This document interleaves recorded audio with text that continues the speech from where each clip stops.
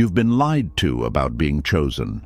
They told you that if someone picked you, stayed with you, desired you, or made you feel special, then your heart would finally feel safe. But if that were true, why do so many people lose themselves inside relationships?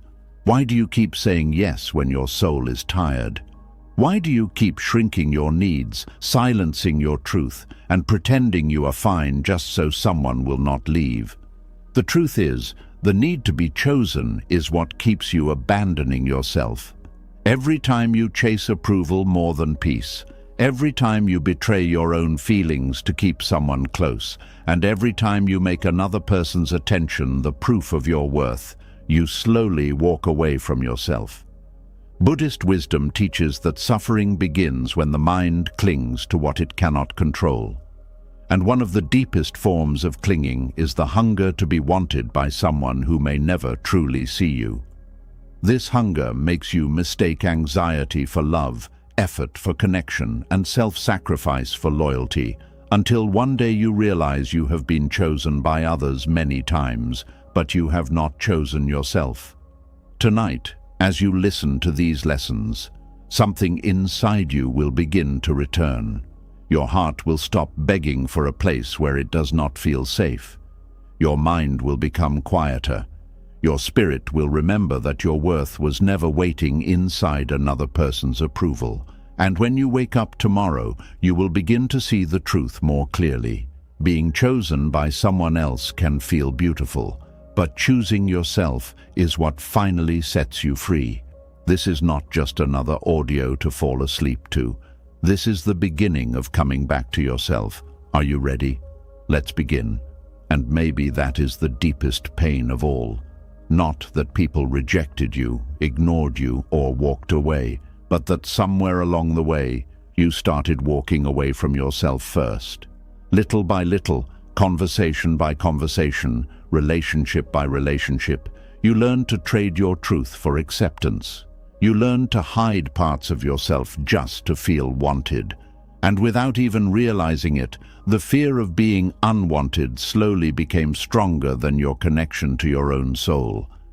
There is a kind of sadness many people carry that almost nobody talks about. It is the sadness of constantly trying to be enough for everyone while secretly feeling like you are never enough for yourself. Some people spend their entire lives trying to become more lovable, more useful, more attractive, more agreeable, hoping that if they finally become good enough, nobody will abandon them. But the tragedy is that the more desperately someone needs acceptance, the more they often betray the very parts of themselves that needed love the most. Many people do not realize how early this pattern begins. A child notices very quickly what brings approval and what creates rejection. A child learns which emotions are safe to show and which emotions make people uncomfortable. Some children learn that being quiet keeps the peace. Others learn that being helpful earns affection. Others discover that achievement brings attention. Slowly, the child begins shaping themselves around what makes them accepted. At first, it feels harmless. It even feels necessary. But over time, this survival pattern can become an emotional prison. There are people who have spent so long adapting themselves for others that they no longer know who they truly are underneath all the performance. They know how to please. They know how to avoid conflict. They know how to become what others want, but they do not know what they actually feel, what they actually need, or what kind of life genuinely brings them peace. Their identity becomes built around emotional survival instead of authenticity.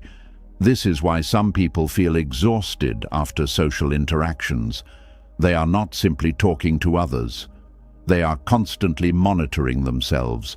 They are adjusting their personality, filtering their words, analyzing reactions, and trying to avoid disapproval at all costs. Their nervous system is always alert. Their mind becomes trapped in emotional hypervigilance. They are not relaxing into relationships. They are performing inside them. And the painful part is that many people mistake this performance for love. They believe love means sacrificing themselves endlessly. They believe love means always understanding others while ignoring their own emotional reality. They believe love means enduring disrespect without complaint. But Buddhist wisdom teaches something very different. It teaches that attachment rooted in fear will always create suffering. When the mind becomes attached to being accepted at any cost, it slowly disconnects from inner peace. A person who fears rejection deeply will often abandon their own needs before anyone else even asks them to. They say yes when they want to say no. They stay silent when something hurts them. They tolerate behavior that slowly destroys their spirit. They become emotionally available to everyone except themselves. And because this self-abandonment happens gradually, many people do not even notice it happening.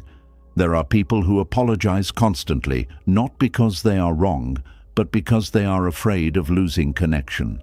There are people who over-explain themselves because they fear being misunderstood. There are people who tolerate emotional neglect because they secretly believe receiving crumbs of affection is better than being alone.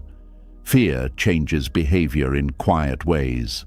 Sometimes the fear of being unwanted becomes so strong that people begin editing their entire personality.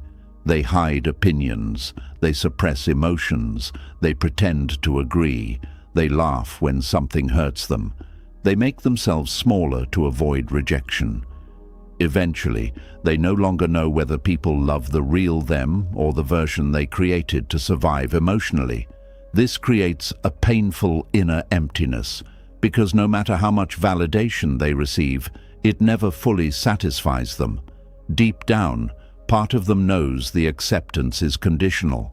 It was earned through performance, not authenticity, and the soul becomes tired, carrying an identity built on fear. Buddhist teachings often speak about attachment as the root of suffering. Most people think attachment only means romantic obsession, but attachment can also mean attachment to approval, attachment to validation, attachment to being emotionally chosen. The moment your worth depends on another person's acceptance, your peace becomes unstable. Your emotions rise and fall based on how others respond to you. Their attention becomes your emotional oxygen. This is why rejection can feel unbearable for some people. It does not only trigger sadness, it triggers identity collapse. If someone's entire self-worth was built around being accepted, then rejection feels like proof that they are fundamentally unworthy. The pain becomes much deeper than the situation itself. But rejection is not always the true wound. Often, the deeper wound is the belief that being unwanted means being unlovable. And those are not the same thing. A flower rejected by winter is not worthless. It is simply in the wrong season. Many people spend years trying to force themselves into places where they are not emotionally safe. They beg for understanding from people committed to misunderstanding them. They chase affection from emotionally unavailable people. They continuously return to relationships that drain their spirit because some part of them believes emotional suffering is normal. And often, this pattern comes from childhood. Children who grow up emotionally neglected frequently become adults who overfunction in relationships. They become experts at sensing other people's moods. They become caretakers, fixers, peacemakers, performers. They learn that love must be earned through usefulness. So later in life, they continue sacrificing themselves because it feels familiar. Familiar pain can feel safer than unfamiliar peace. That is one of the saddest psychological truths many people never realize. Some people stay in unhealthy relationships, not because they are happy, but because suffering feels emotionally familiar. Chaos feels familiar. Anxiety feels familiar. Walking on eggshells feels familiar. Their nervous system learned early that love and instability often arrive together. So when calm love finally appears, they may not trust it. Peace can feel boring to a nervous system addicted to emotional survival. This is why healing is not simply about finding better people. Healing is about rebuilding your relationship with yourself. Because if you do not value your own needs, boundaries, emotions, and truth, you will unconsciously continue choosing situations that reinforce self-abandonment. The Buddhist path teaches awareness before transformation. You cannot heal patterns you refuse to see. Many people spend years blaming others without recognizing how often they abandon themselves first. This is not about self-blame, it is about self-awareness. There is immense power in finally asking yourself difficult questions. Why am I afraid to disappoint people? Why do I feel guilty for having needs? Why do I tolerate behavior that hurts me? Why do I feel responsible for other people's emotions? Why does rejection feel like proof that something is wrong with me?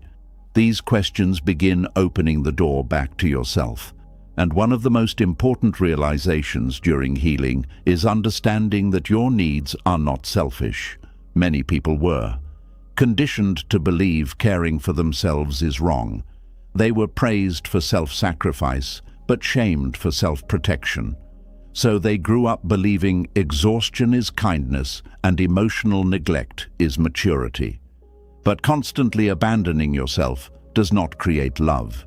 It creates resentment, burnout, confusion, anxiety, and emotional emptiness. Real love cannot grow where authenticity is constantly suffocating. The truth is, people who genuinely love you do not require you to betray yourself to keep them comfortable. They do not punish you for having boundaries. They do not force you to abandon your truth just to maintain connection. And this realization can feel terrifying because it means many relationships survive only because one person keeps sacrificing themselves to maintain peace. Some people are loved only for how much they tolerate. That realization changes everything. Because eventually, a moment comes when the soul becomes too exhausted to continue performing. The people-pleasing no longer works. The endless self-sacrifice no longer feels noble. The emotional hunger becomes unbearable, and the person finally realizes they have spent years trying to become acceptable to others while feeling increasingly disconnected from themselves. This is where true healing begins. Not when everyone finally approves of you, not when someone finally chooses you, not when the world finally validates your worth. Healing begins the moment you stop abandoning yourself to keep others comfortable. It begins when you stop apologizing for your emotions. It begins when you stop shrinking your truth to fit inside someone else's expectations. It begins when you understand that your value does not increase when people desire you, and it does not decrease when people reject you. A mountain remains a mountain even when nobody is looking at it. And slowly, something beautiful starts happening inside you. You stop chasing people who cannot meet you emotionally. You stop forcing connection where there is no peace. You stop seeing rejection as proof of unworthiness. Instead, you begin seeing it as redirection. You begin understanding that being unwanted by the wrong people can protect your spirit. And perhaps for the first time in your life, you start listening to yourself. Your real feelings, your real exhaustion, your real needs, your real intuition. You stop treating your emotions like enemies and begin treating them like messengers, because your soul has been speaking to you for a very long time. The anxiety was speaking, the exhaustion was speaking, the resentment was speaking, the loneliness inside relationships was speaking, but fear kept drowning everything out. Fear of rejection, fear of abandonment, fear of not being enough. Yet Buddhist wisdom reminds us that peace never comes from controlling how others see us. Peace comes from releasing attachment to external validation entirely. The moment you stop needing everyone to choose you, something extraordinary happens. You finally gain the freedom to choose yourself. And choosing yourself does not mean becoming selfish or cold. It means becoming emotionally honest. It means no longer sacrificing your inner peace for temporary acceptance. It means understanding that your worth exists before approval, before relationships, before praise, and before validation. For many people, this realization feels unfamiliar at first. They spent so many years measuring their value through other people's reactions that they forgot how to simply exist without constantly proving themselves. But healing slowly reconnects you to something deeper than approval. It reconnects you to your own presence. You begin enjoying solitude without feeling worthless. You begin setting boundaries without overwhelming guilt.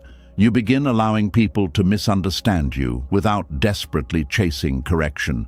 You begin realizing that protecting your peace is not cruelty, it is self-respect. And perhaps the most freeing truth of all is this: the people who truly belong in your life will not require you to disappear in order to keep them close. Real connection does not demand self-betrayal. Real love does not require emotional starvation. Real peace does not force you to abandon yourself just to feel chosen. The more connected you become to your authentic self, the less desperate you become for external validation. And ironically, this is often when relationships become healthier, because now connection is no longer built on fear. It is built on honesty, mutual respect, emotional safety, and inner stability. You no longer love from desperation. You love from wholeness, and that changes everything. And this is where many people begin to notice something uncomfortable. Even after they stop abandoning themselves in obvious ways, there is still a deep emotional hunger living underneath everything. A hunger to be noticed, to be praised, to feel important to someone, to feel emotionally chosen. Because for many people, self-worth was never built internally. It was built through reactions, attention, validation, and approval from others. And without realizing it, they became emotionally dependent on being desired in order to feel alive. There is a kind of emptiness that no achievement, relationship, compliment, or attention can permanently fill. Some people spend years trying to escape this emptiness without understanding where it comes from.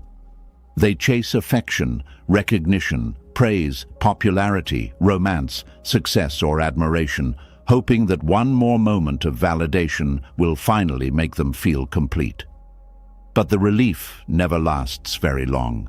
The emotional high fades quickly, and the emptiness quietly returns. This is the hidden addiction to emotional validation. Most people do not recognize it as an addiction because it looks normal on the surface. It looks like caring what others think. It looks like wanting love. It looks like trying to be accepted.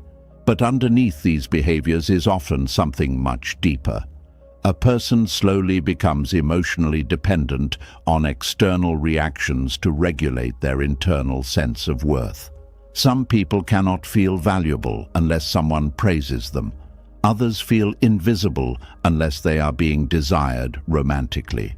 Some feel anxious when nobody texts them back quickly.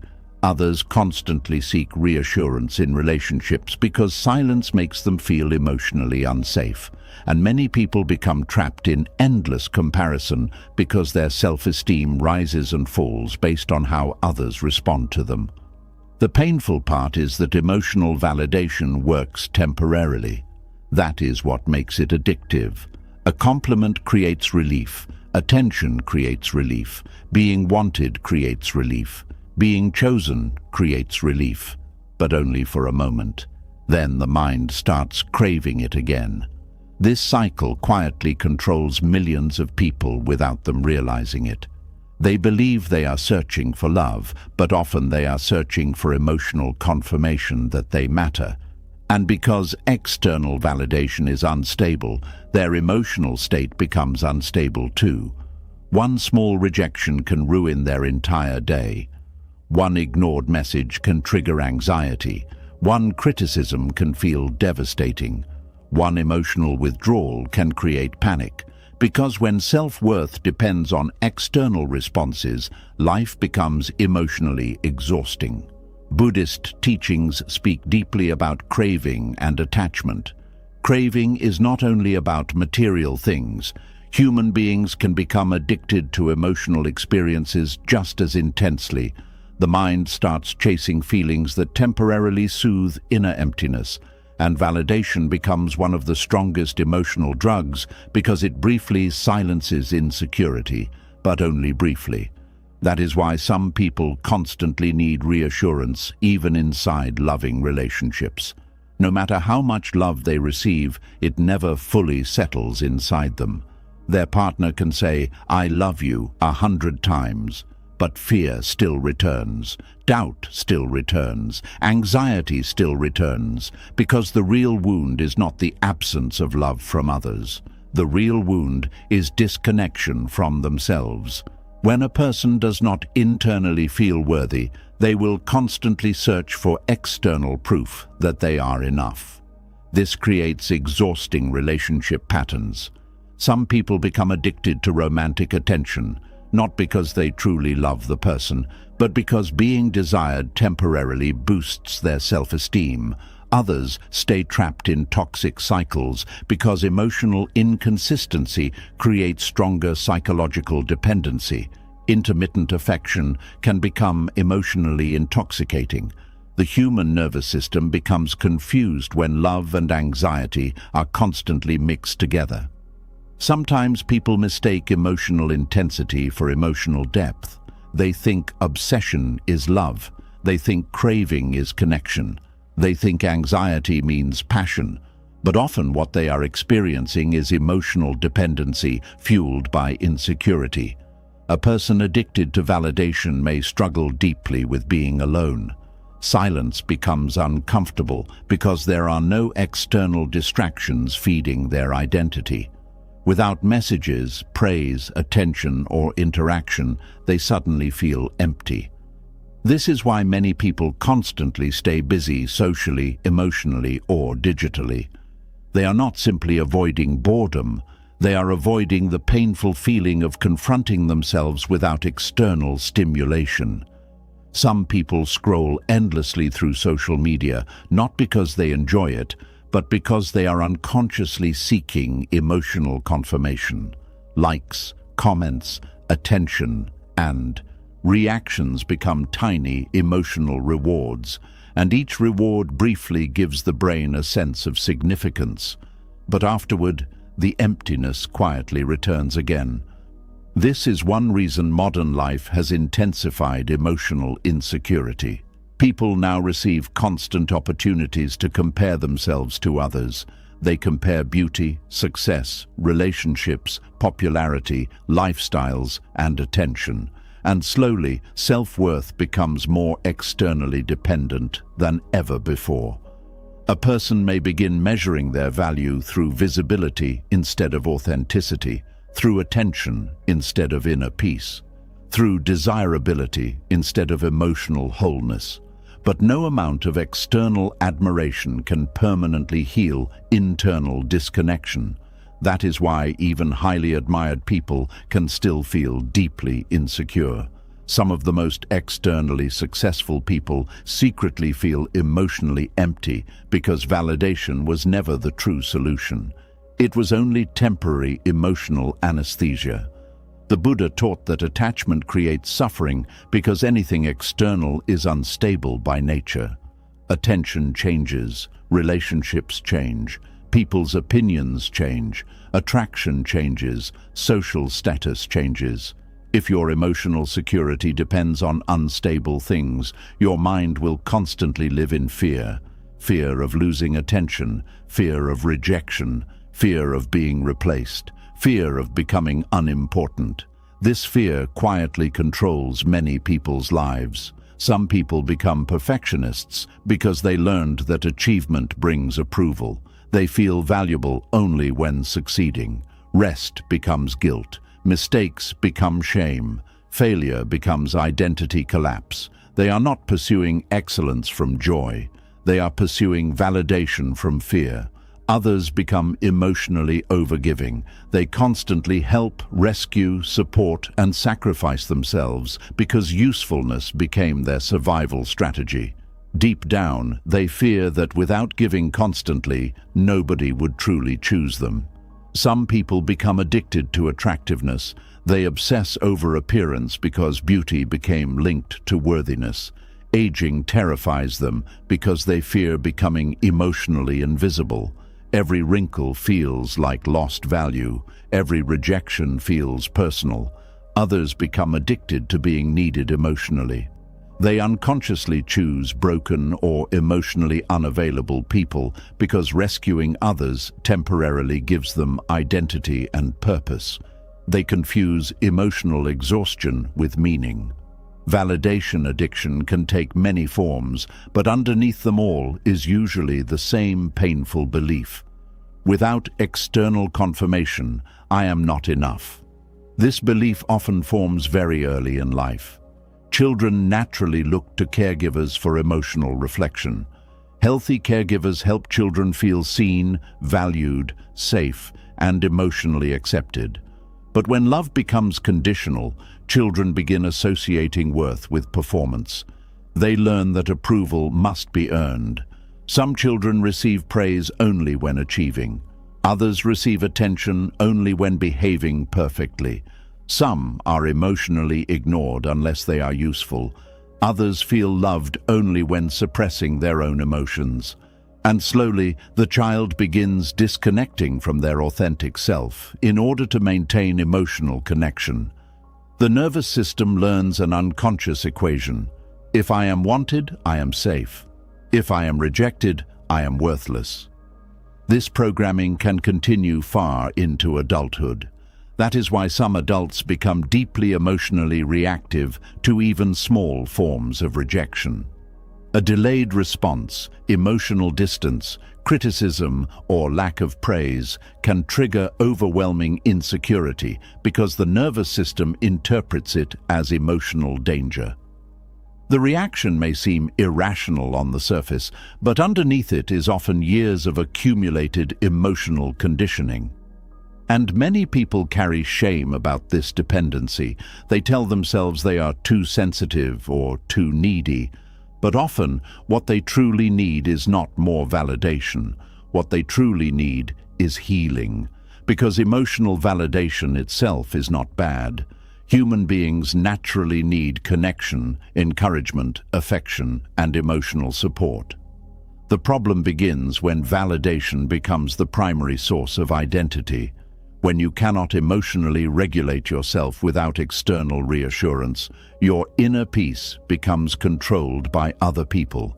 That is emotional imprisonment. The Buddhist path does not teach emotional numbness or isolation. It teaches non-attachment. There is a difference. Non-attachment means enjoying love without making it the source of your existence. It means appreciating connection without emotionally collapsing when external approval disappears. A flower can enjoy sunlight without becoming psychologically dependent on applause for blooming. Many people never learned how to emotionally sit with themselves without distraction. They never learned how to comfort themselves internally. They never learned how to validate their own emotions, so they constantly seek outside sources to stabilize inner emptiness.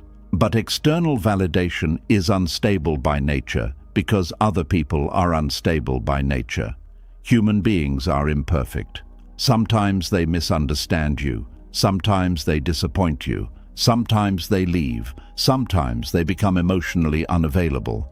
If your identity is built entirely around external responses, your emotional state will constantly feel unsafe. This creates chronic anxiety.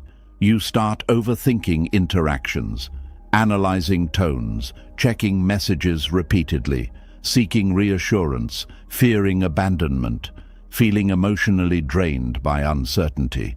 And eventually, your life becomes consumed by emotional monitoring instead of inner living. One of the saddest effects of validation addiction is that people stop making decisions based on truth and start making decisions based on approval. They choose careers that impress others instead of fulfilling them. They stay inside relationships that suffocate them because loneliness feels unbearable. They hide their authentic personality to avoid judgment. They silence their intuition to maintain acceptance. And slowly, they lose connection with their inner voice completely. This inner disconnection often creates depression, because the soul cannot thrive when authenticity is constantly suppressed. There are people who appear socially successful, yet secretly feel emotionally numb because their entire identity became performance-based. They became experts at being liked, but strangers to themselves. And this is why no amount of praise ever feels enough, because praise cannot replace self-connection, attention cannot replace self-worth, desire cannot replace inner peace. Validation addiction also creates emotional exhaustion because constantly seeking approval requires endless psychological energy. You become hyper-aware of how others perceive you. You constantly adjust yourself socially. You fear criticism intensely. You struggle to relax authentically around people. Even positive attention becomes stressful because now you fear losing it. The mind becomes trapped in emotional survival mode. But healing begins when a person finally realizes something important. The emotional emptiness was never caused by a lack of validation. It was caused by abandonment of the self. This realization changes everything, because now the focus shifts inward. Instead of asking, "How do I make people value me?"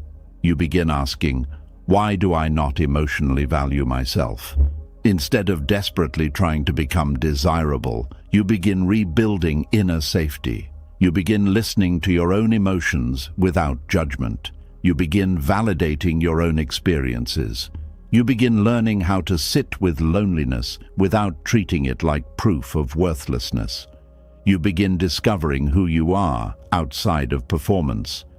And this process feels uncomfortable at first because many people are unfamiliar with internal emotional grounding. They spent years depending on external responses for emotional stability. Learning to create inner stability takes patience.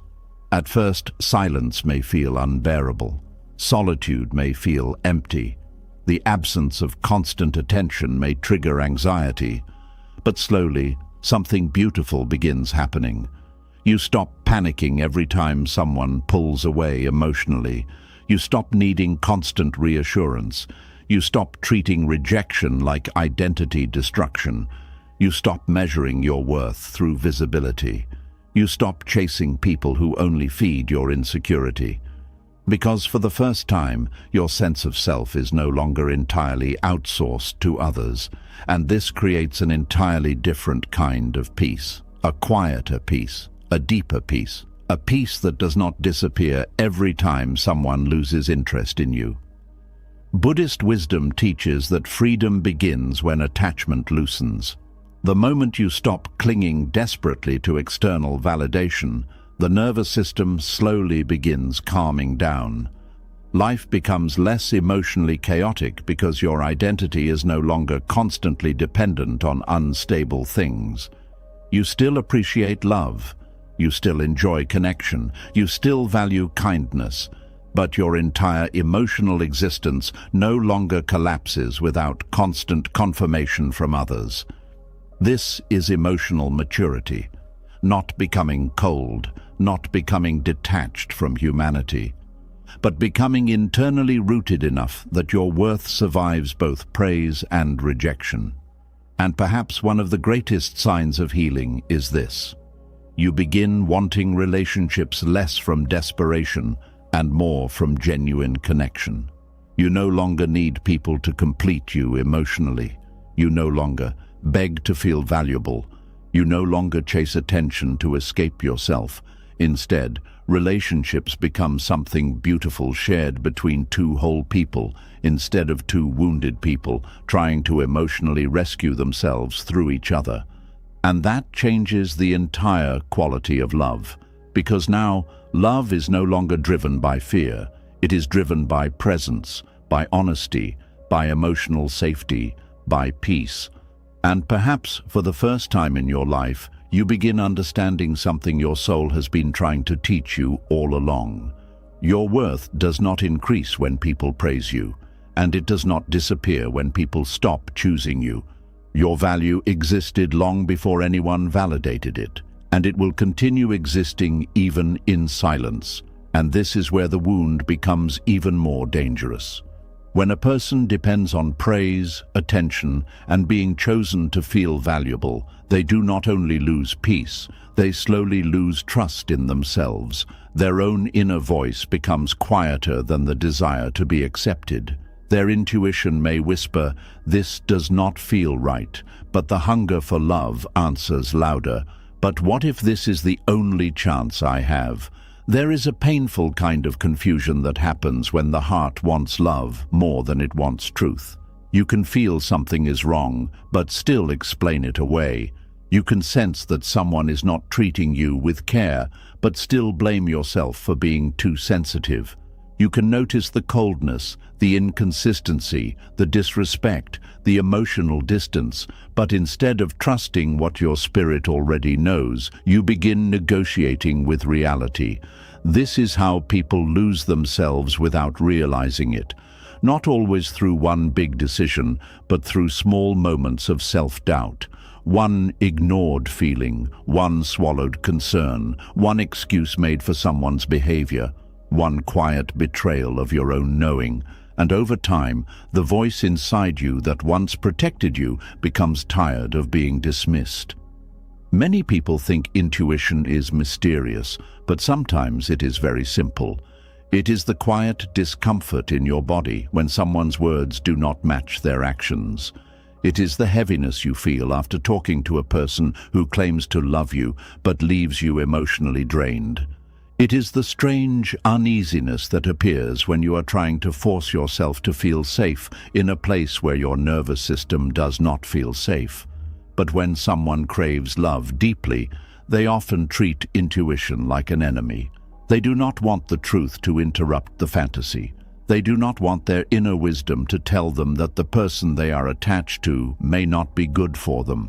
They do not want to hear the quiet voice saying, "You are abandoning yourself again." So they silence it. They call it fear. They call it insecurity. They call it overthinking. Sometimes it may be those things, yes, but sometimes it is wisdom trying to protect what is left of your peace. This is why attachment to approval creates lifelong emotional confusion. When your deepest need is to be accepted, you begin choosing what feels familiar over what feels healthy. You begin asking, "How do I make them stay?" instead of asking, "Do I feel safe here?" You ask, "What can I change about myself so they love me?" instead of asking, "Why must I shrink to be loved by this person?" You ask, "What if I lose them?" instead of asking, "What have I already lost inside myself by holding on?" Buddhist wisdom teaches that suffering grows when the mind clings to what it fears losing. And when someone clings to approval, their perception becomes clouded. They no longer see clearly. They see through fear. They hear through longing. They interpret every small sign of affection as proof of hope, and every sign of distance as proof that they must try harder. The mind becomes restless because it is no longer rooted in truth. It is rooted in craving. Craving does not ask, "Is this good for me?" Craving asks, "Can this make the emptiness stop?" That is the trap. A person who is emotionally hungry may accept crumbs and call it a feast. They may receive one kind message after days of confusion and feel relieved enough to forget the pain that came before it. They may hold on to someone's potential instead of their pattern. They may say, "But they can be so sweet sometimes," while ignoring how often they feel anxious, unseen, and emotionally unsafe. This does not mean they are foolish. It means the longing to be loved has become stronger than the ability to protect themselves. Many people who ignore their intuition are not weak. They are wounded. Somewhere inside them, they learned that love must be earned, chased, waited for, or proven. So when love feels uncertain, they do not always walk away. They work harder. They become more patient, more understanding, more forgiving, more available, more silent, more careful. They confuse endurance with devotion. But there is a difference between patience and self-abandonment. Patience allows love to grow. Self-abandonment allows pain to continue. Patience comes from peace. Self-abandonment comes from fear, and fear can disguise itself as loyalty. Someone may say, "I am just giving them time," when the truth is, they are afraid to face what their intuition already knows.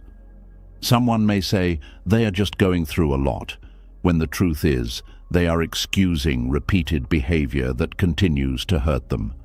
Someone may say, "Maybe I am expecting too much," when the truth is, they have been asking for the bare minimum from someone who keeps making love feel like a negotiation. The more a person ignores their intuition, the more confused they become. Their inner world becomes full of contradictions. They feel hurt, but defend the person who hurt them. They feel lonely, but insist they are loved. They feel anxious, but call it passion. They feel tired, but call it commitment. They feel unseen, but keep trying to become easier to love.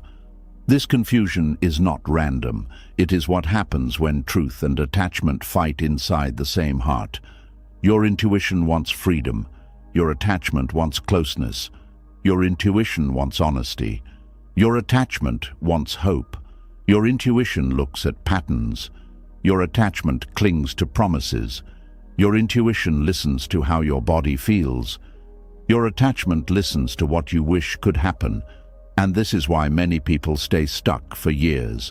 They are not lacking signs. They are ignoring them because accepting the truth would force them to grieve the fantasy.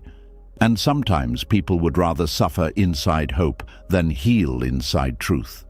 But hope without reality can become another form of suffering. Buddhist teachings remind us that clear seeing is the beginning of freedom. To see clearly means to stop decorating pain with excuses.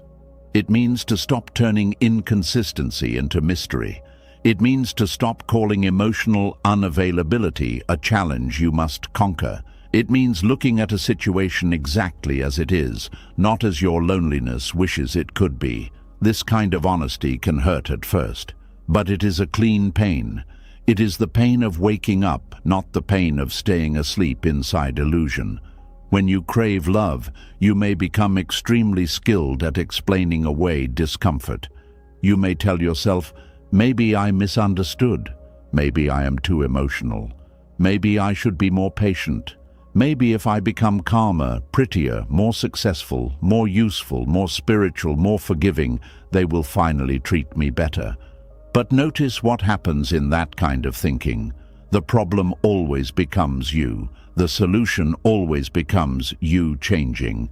The other person's behavior stays untouched, while your identity gets rearranged around their inability to love you properly. That is not growth. That is emotional self-erasure. Real growth makes you more yourself. Fear-based approval-seeking makes you less yourself. Your intuition often speaks through discomfort before your mind has words. It may show up as tightness in the chest, a heavy stomach, tiredness after certain conversations, sudden sadness after being around someone, or a deep inner resistance you cannot explain. Many people dismiss these signals because they were taught to trust logic more than their body. But the body often notices emotional truth before the mind is ready to admit it. The body remembers tone. It remembers inconsistency. It remembers tension. It remembers when you are not safe to be honest. It remembers when love feels conditional. It remembers when you are performing instead of relaxing. So when your body keeps becoming uneasy around someone, do not rush to silence it. Ask what it is trying to show you. Sometimes your intuition is not telling you to run away from every difficult relationship. Sometimes it is simply asking you to slow down and observe, to stop forcing certainty, to stop rushing attachment, to stop making permanent emotional decisions based on temporary affection, to watch actions, not just words. Because people reveal themselves through patterns. A person can say beautiful things and still create confusion. A person can apologize and still keep repeating the same wound. A person can desire you and still not respect you. A person can need you and still not love you in a healthy way.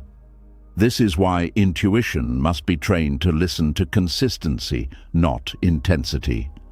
Many people who crave love are attracted to intensity because intensity feels like proof.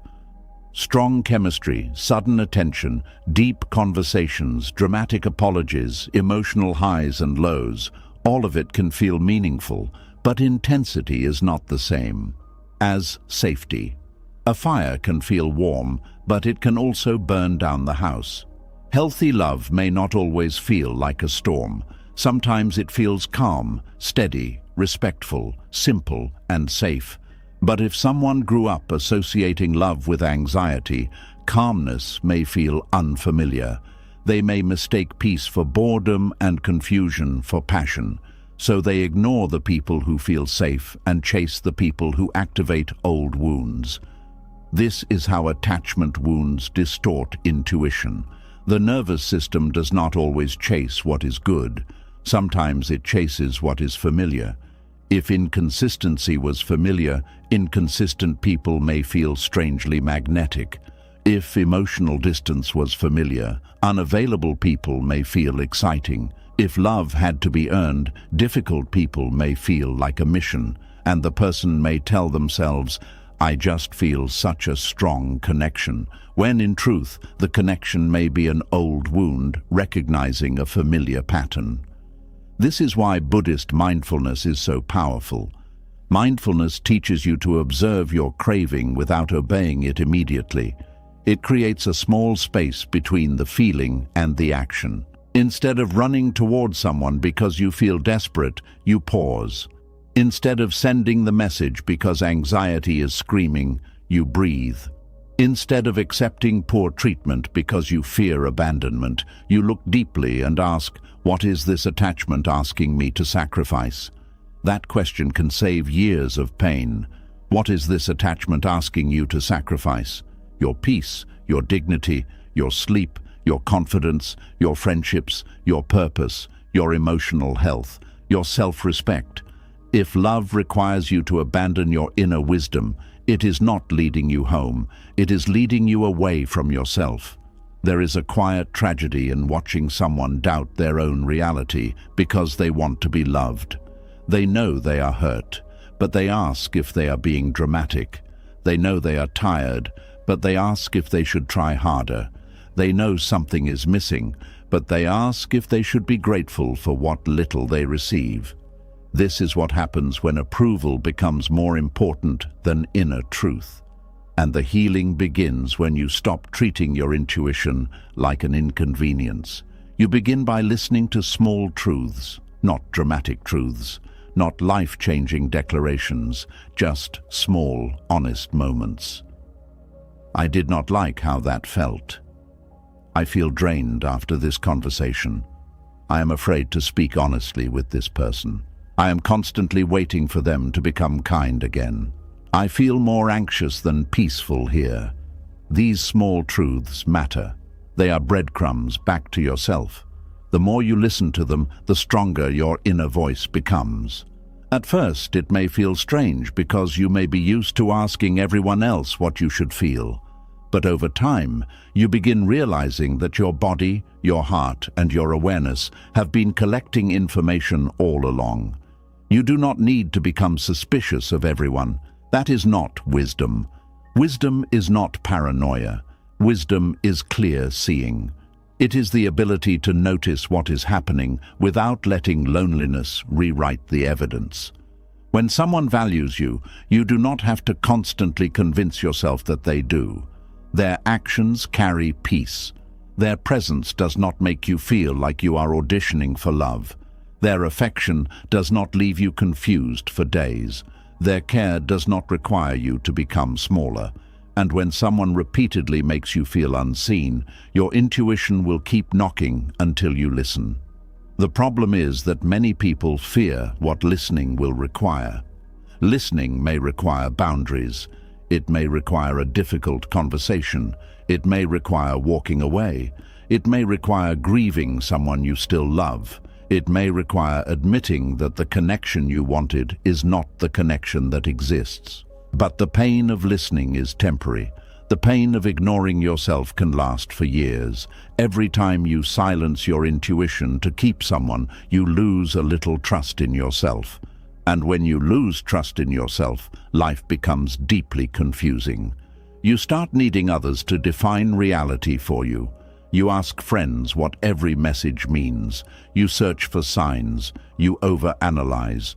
You become dependent on outside interpretation because you no longer believe your own inner knowing.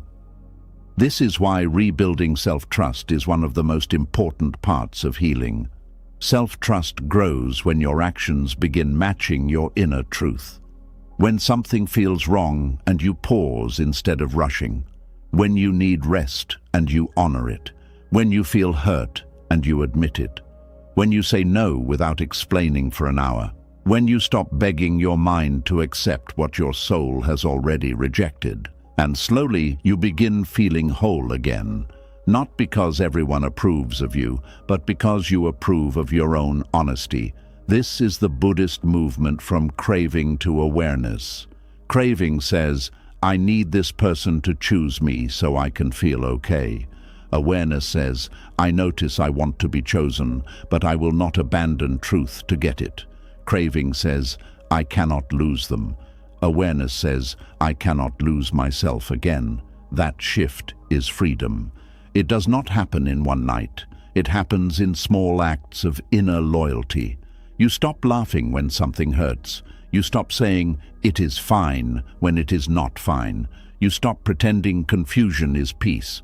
You stop chasing answers from people whose behavior is already the answer. And then your life becomes quieter. Not empty, but clearer. You begin seeing that intuition was never trying to punish you. It was trying to protect your path. It was trying to guide you away from relationships where you had to become less alive in order to be accepted. It was trying to remind you that being loved should not require constant self-denial. The more you trust your inner wisdom, the less power approval has over you. You can still desire love, but you no longer worship it. You can still enjoy affection, but you no longer sacrifice your truth for it. You can still care about people, but you no longer hand them the authority to define your reality. And this is where self-worth becomes real. Not when everyone praises you, not when someone finally chooses you, not when a relationship makes you feel important. Self-worth becomes real when you can stand inside your own truth, even when that truth risks disappointing someone else.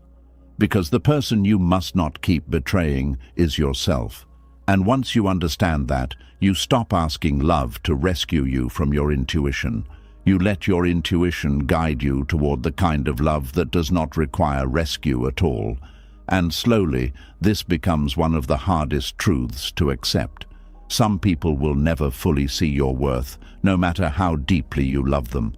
No matter how patient you are, no matter how much you sacrifice, no matter how carefully you explain your heart, and the more desperately you chase recognition from people who cannot truly value you, the more suffering quietly enters your life.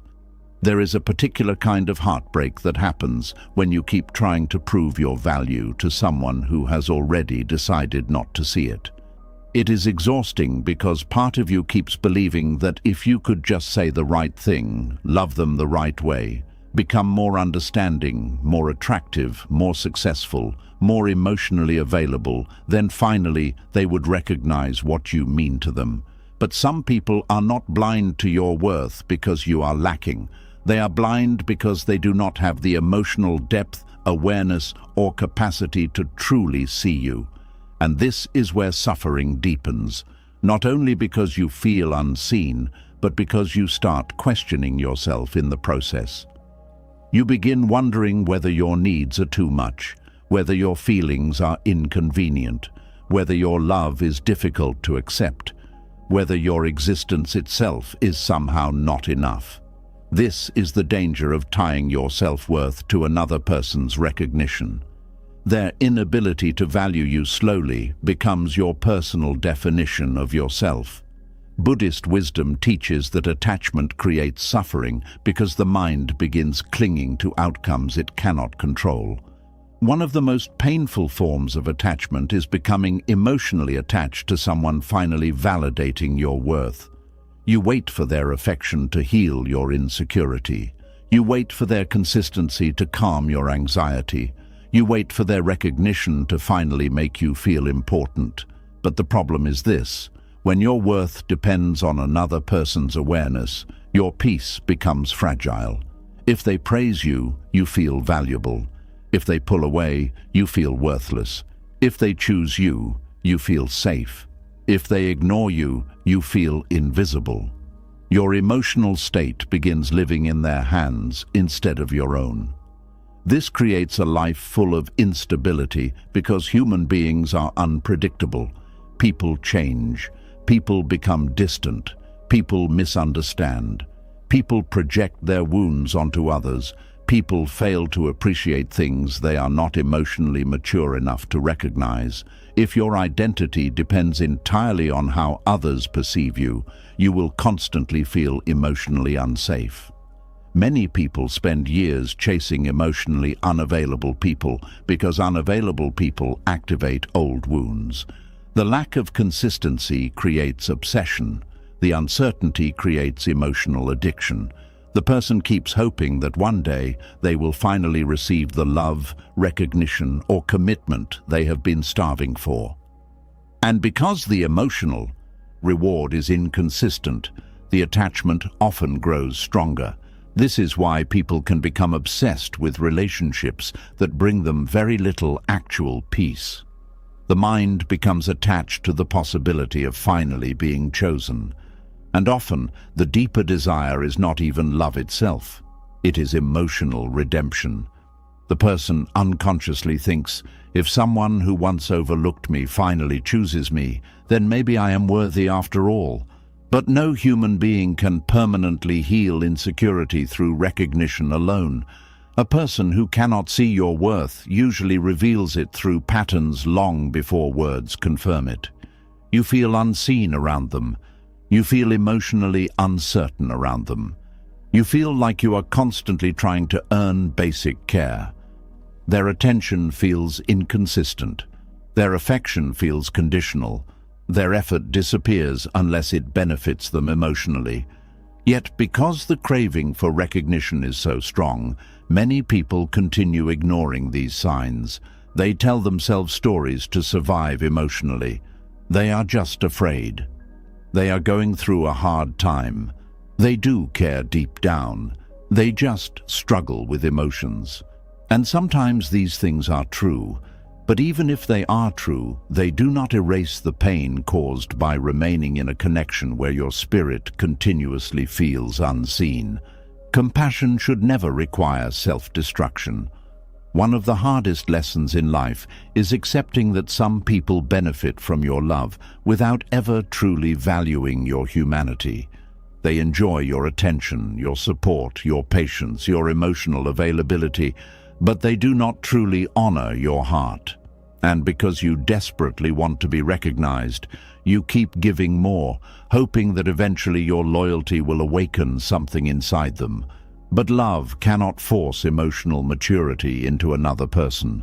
You cannot convince someone to value what they are emotionally unwilling to understand. This is why Buddhism places such importance on non-attachment. Non-attachment does not mean you stop caring. It means you stop attaching your identity to outcomes you cannot control. You stop making your worth dependent on whether someone else finally appreciates you. You stop begging emotionally blind people to describe your beauty. A flower does not lose its value because someone walks past it without noticing it. Yet many people spend years emotionally collapsing because one person could not recognize what they carried inside. The tragedy is not only being unseen by others. The tragedy is beginning to see yourself through their limited perception. When someone repeatedly fails to value you, you may slowly start shrinking yourself emotionally. You speak less, need less, feel guilty for wanting basic kindness. You become afraid to express hurt because you worry it will push them further away. You settle for emotional crumbs because some part of you believes asking for more risks abandonment. This creates profound loneliness. Not loneliness from being alone, but loneliness from constantly betraying your own emotional truth to maintain connection. There are relationships where people feel emotionally starving while sitting beside someone they deeply love. They keep waiting for warmth that rarely arrives. They keep hoping for emotional safety that never stabilizes. They keep convincing themselves to stay patient while their inner world quietly deteriorates. And often, they stay because walking away would force them to confront something terrifying. The possibility that the person they desperately wanted validation from may never become who they hoped. Grieving reality is painful, but staying trapped inside illusion is often more painful in the long run. Many people do not realize how much emotional energy they spend trying to make emotionally unavailable people understand them. They explain themselves repeatedly. They try to prove their intentions. They attempt to communicate more clearly, love more deeply, forgive more generously. But some people are committed to misunderstanding you because truly seeing you would require emotional accountability they are unwilling to face. And this is why chasing recognition becomes spiritually exhausting. You start abandoning your own life while trying to enter someone else's emotional world.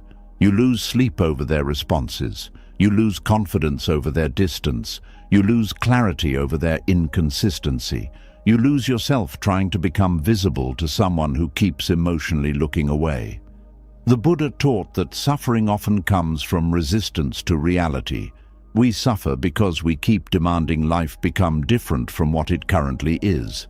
We suffer because we refuse to release what our spirit already knows is harming us. And nowhere is this more visible than in relationships where people keep chasing unavailable love. Sometimes reality is simple, even when it hurts. Someone who values you consistently makes room for you emotionally.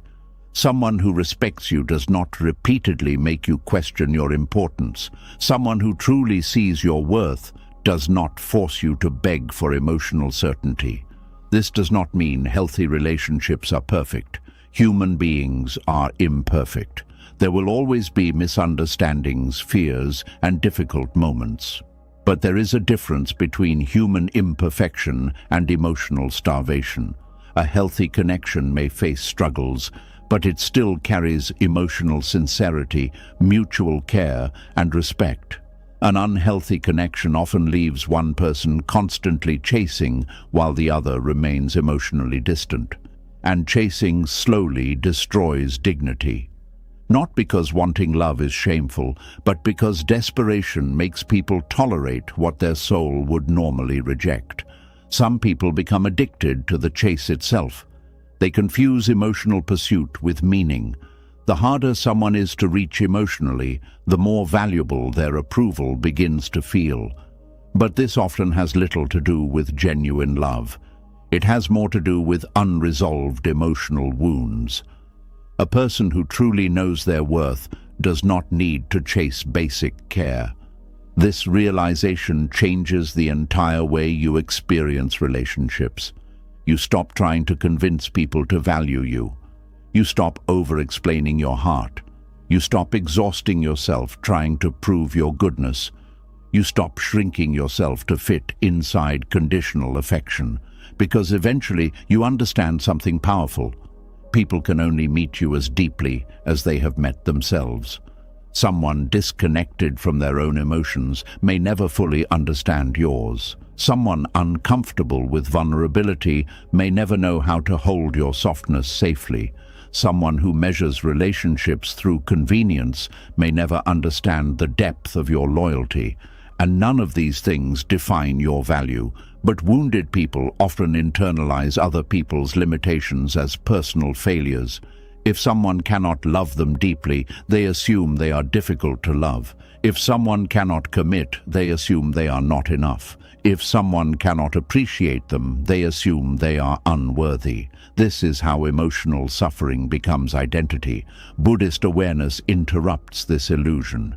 It teaches you to separate your essence from other people's projections. Just because someone fails to recognize your value does not mean your value disappeared. It simply means their vision is limited. Not everyone has the emotional capacity to recognize depth. Not everyone has healed enough to receive healthy love. Not everyone knows how to honor tenderness. And some people only realize the value of what they lost after it is gone. But your healing cannot depend on whether they eventually understand. That is another trap.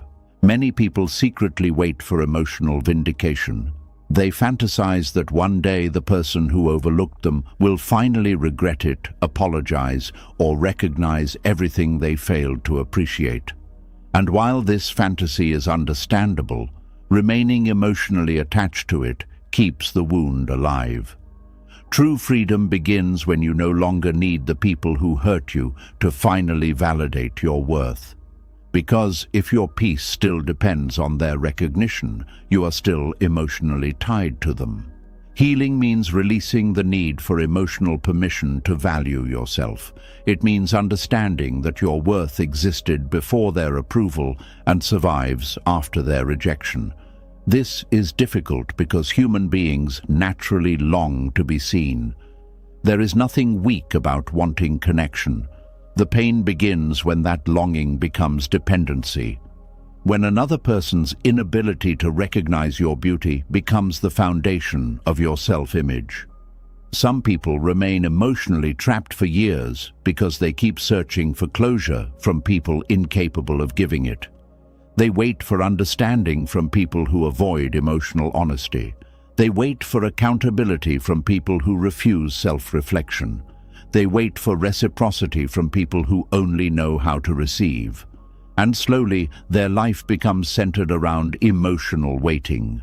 Waiting for clarity, waiting for change, waiting for acknowledgement, waiting to finally feel enough.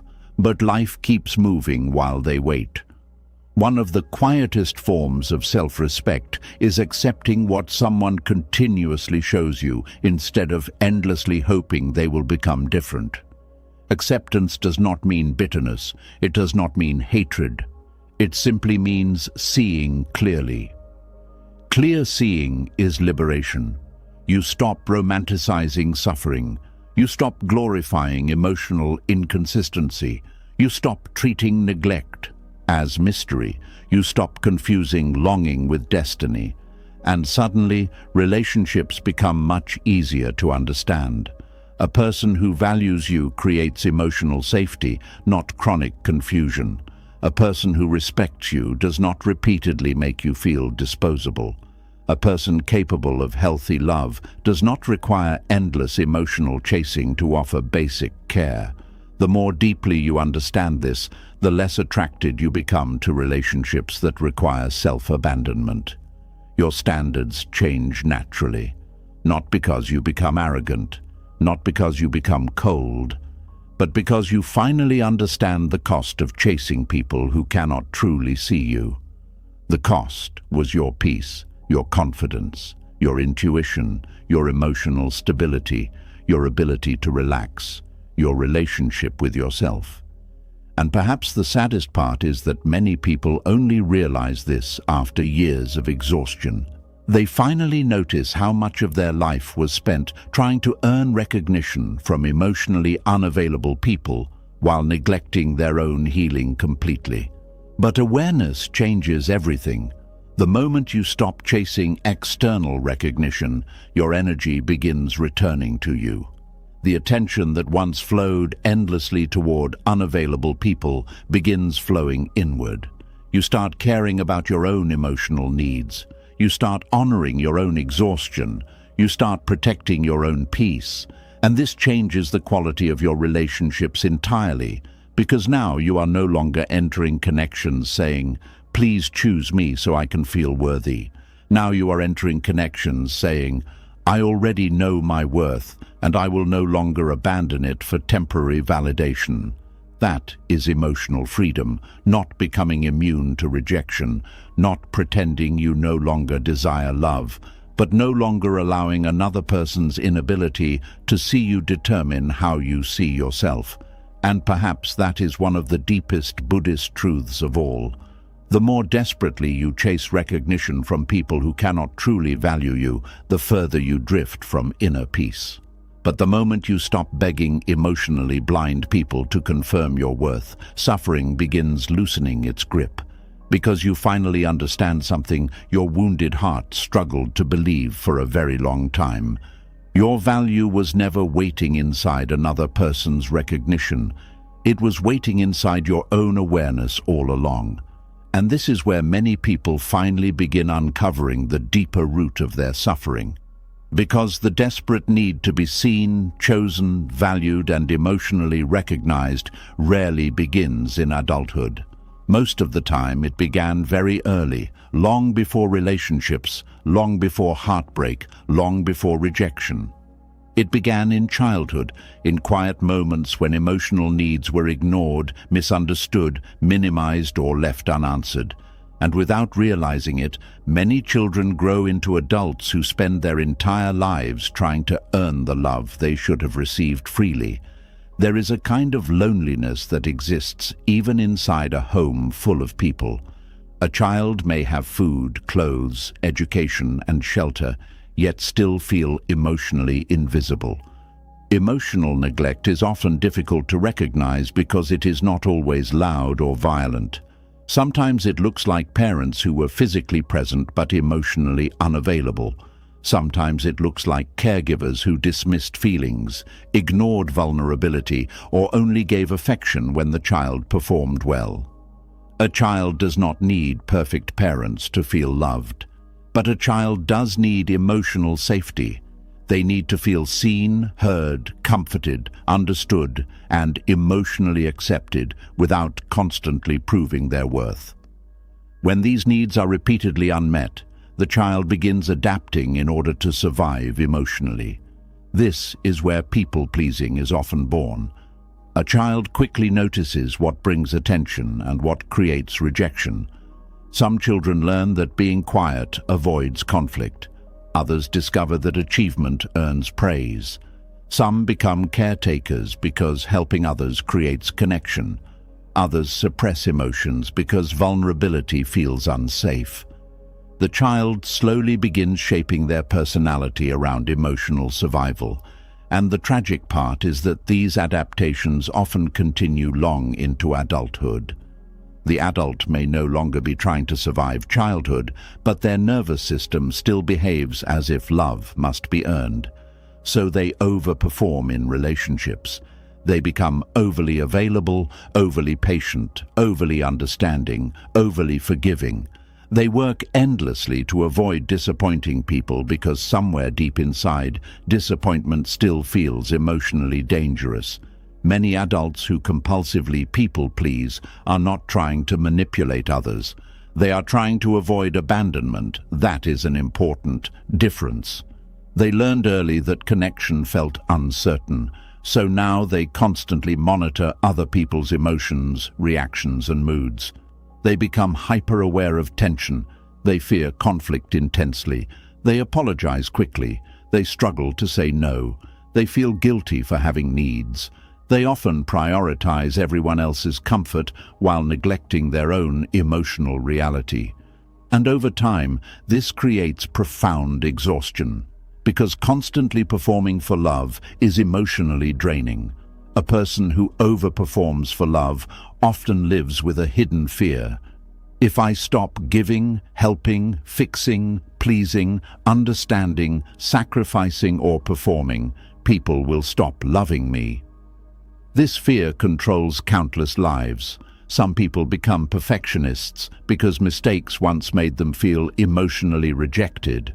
Others become emotionally selfless because selfishness was punished during childhood. Some become chronic achievers because success was the only time they received attention. Others become emotionally invisible because expressing pain created criticism instead of comfort. Children naturally blame themselves when emotional needs are unmet. A child does not usually think, "My caregivers are emotionally unavailable." Instead, the child thinks, "Something must be wrong with me." That belief quietly follows them into adulthood. So now, instead of naturally expecting love, they feel they must constantly earn it. Relationships become emotional workplaces where they continuously prove their value. They may become the reliable friend, the emotional caretaker, the peacemaker, the overachiever, the endlessly supportive partner. On the outside, they appear generous and selfless, but internally, many of them are terrified that if they stop performing, they will become unlovable.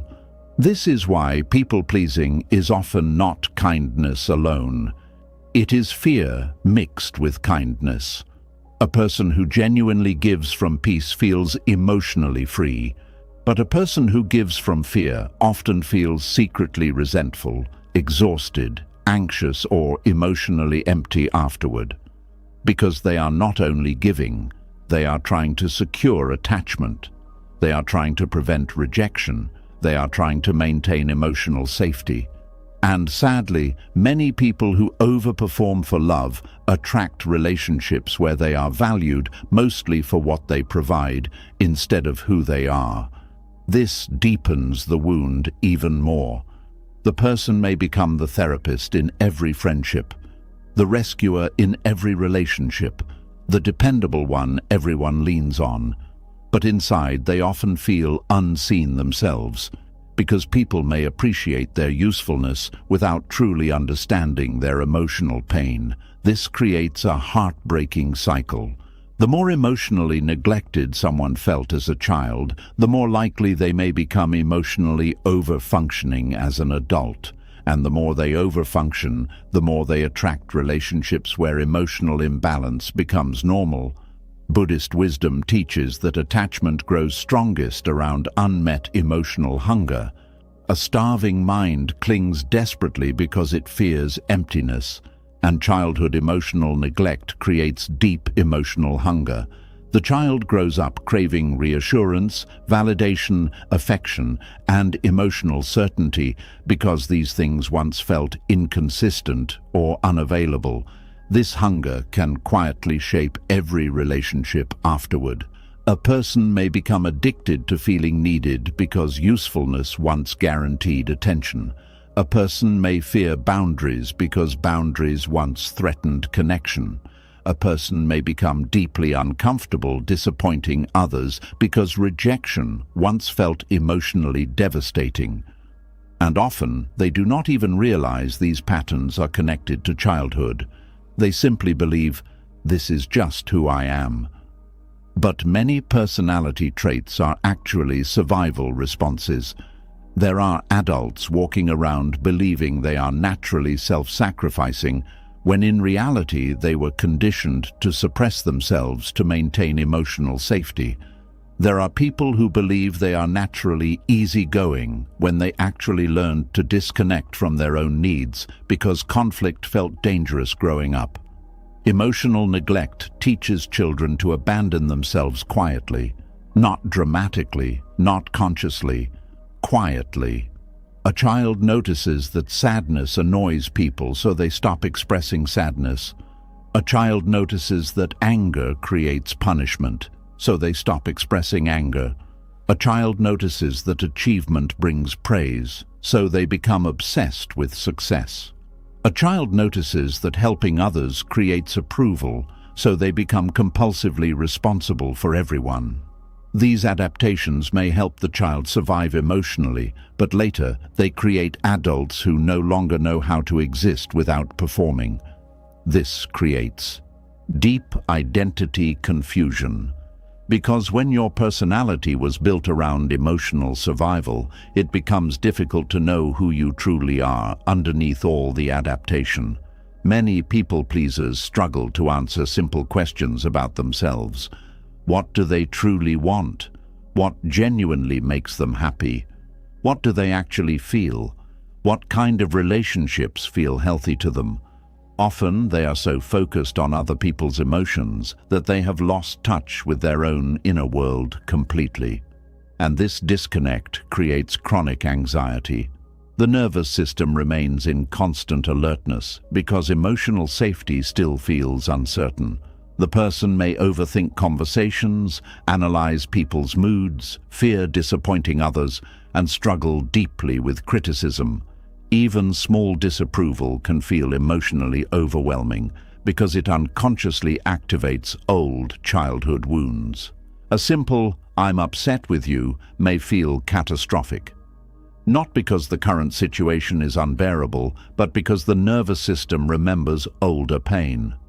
Children who grow up emotionally neglected often become adults who cannot relax inside love. They are always scanning for signs of withdrawal, disappointment, or abandonment. They may struggle to believe people genuinely care about them without conditions, so they continue overgiving in order to maintain connection. This is why some people feel anxious when receiving love without earning it. Healthy love feels unfamiliar because they are used to transactional love. Love that required achievement. Love that required usefulness. Love that required emotional suppression. But real love does not require constant self-erasure. One of the most painful effects of emotional neglect is that people become disconnected from their own emotional needs while becoming highly sensitive to everyone else's. They can notice another person's sadness instantly, but struggle to recognize their own exhaustion. They can comfort everyone around them while secretly feeling emotionally empty themselves. This creates loneliness that many people cannot explain. They are surrounded by people yet still feel unseen.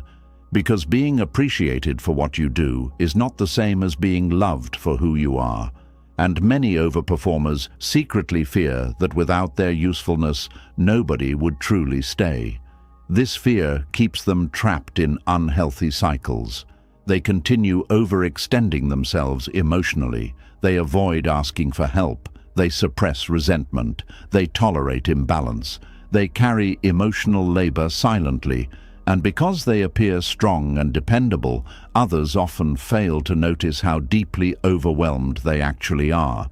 But eventually, the soul becomes exhausted from carrying relationships alone. This exhaustion can appear as anxiety, burnout, depression, numbness, emotional withdrawal, chronic overthinking, or deep resentment. The person may not even realize why they feel so empty.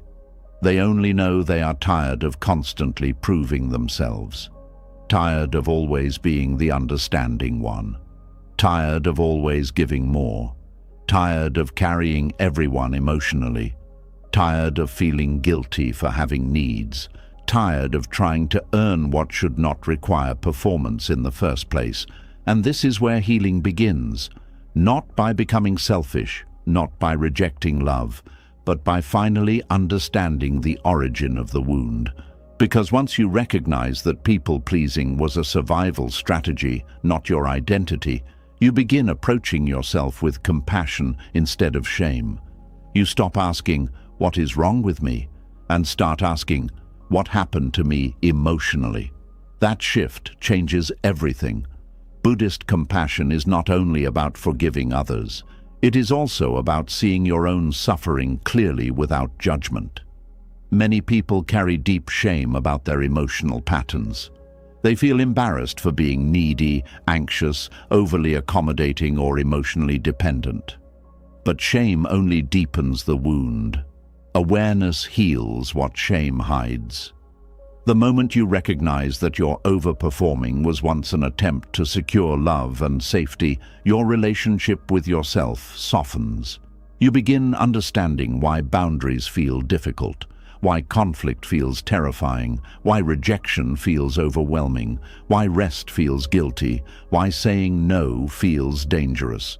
Your nervous system was trained to associate self-protection with emotional risk. That is not weakness, that is conditioning, and conditioning can be healed. Healing begins with small acts of emotional honesty. You begin noticing when you are saying yes while internally feeling no. You notice when you are over-explaining to avoid disappointing someone. You notice when you are exhausting yourself trying to keep relationships stable. You notice when guilt appears every time you prioritize your own needs. These moments matter because awareness slowly breaks unconscious patterns. At first, setting boundaries may feel uncomfortable. You may fear people becoming upset. You may feel selfish for resting. You may feel guilty for not rescuing everyone emotionally. But discomfort does not mean you are doing something wrong. Sometimes discomfort simply means you are no longer abandoning yourself automatically. And this is deeply important, because many people were taught to betray themselves so consistently that self-respect initially feels unfamiliar. Healing also requires grieving. Grieving the childhood emotional safety you deserved but may not have received. Grieving the years spent performing for love. Grieving the relationships built around your usefulness instead of mutual care. Grieving the exhaustion of constantly carrying everyone while secretly feeling alone. Grief is painful, but it creates space for truth. And the truth is this: your worth was never supposed to depend on how useful, agreeable, successful, or emotionally available you could become for others. You were always worthy of love before the performance began. This realization can feel both beautiful and heartbreaking. Beautiful because it reconnects you to your humanity. Heartbreaking because it reveals how long you have lived believing you needed to earn your right to be loved. Many emotionally neglected adults become extremely compassionate people because they know what emotional pain feels like. But compassion without boundaries becomes self-destruction. You can care deeply about others without sacrificing your own emotional health completely. This balance is part of emotional maturity.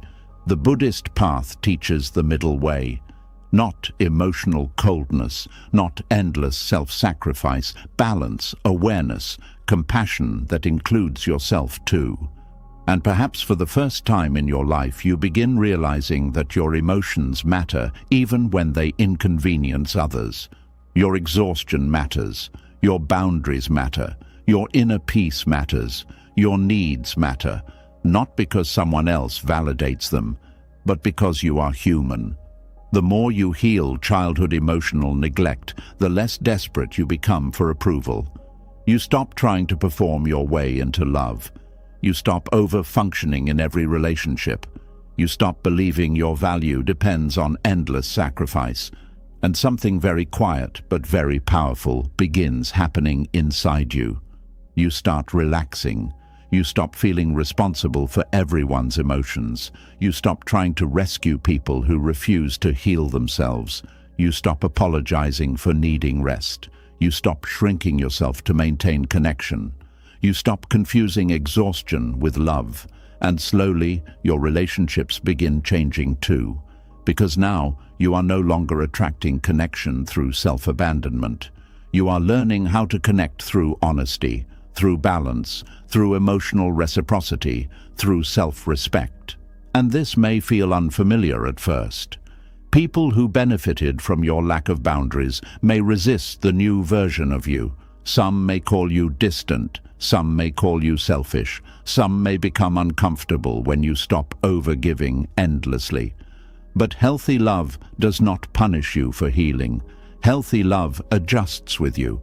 The more deeply you reconnect with yourself, the less you need to perform for acceptance.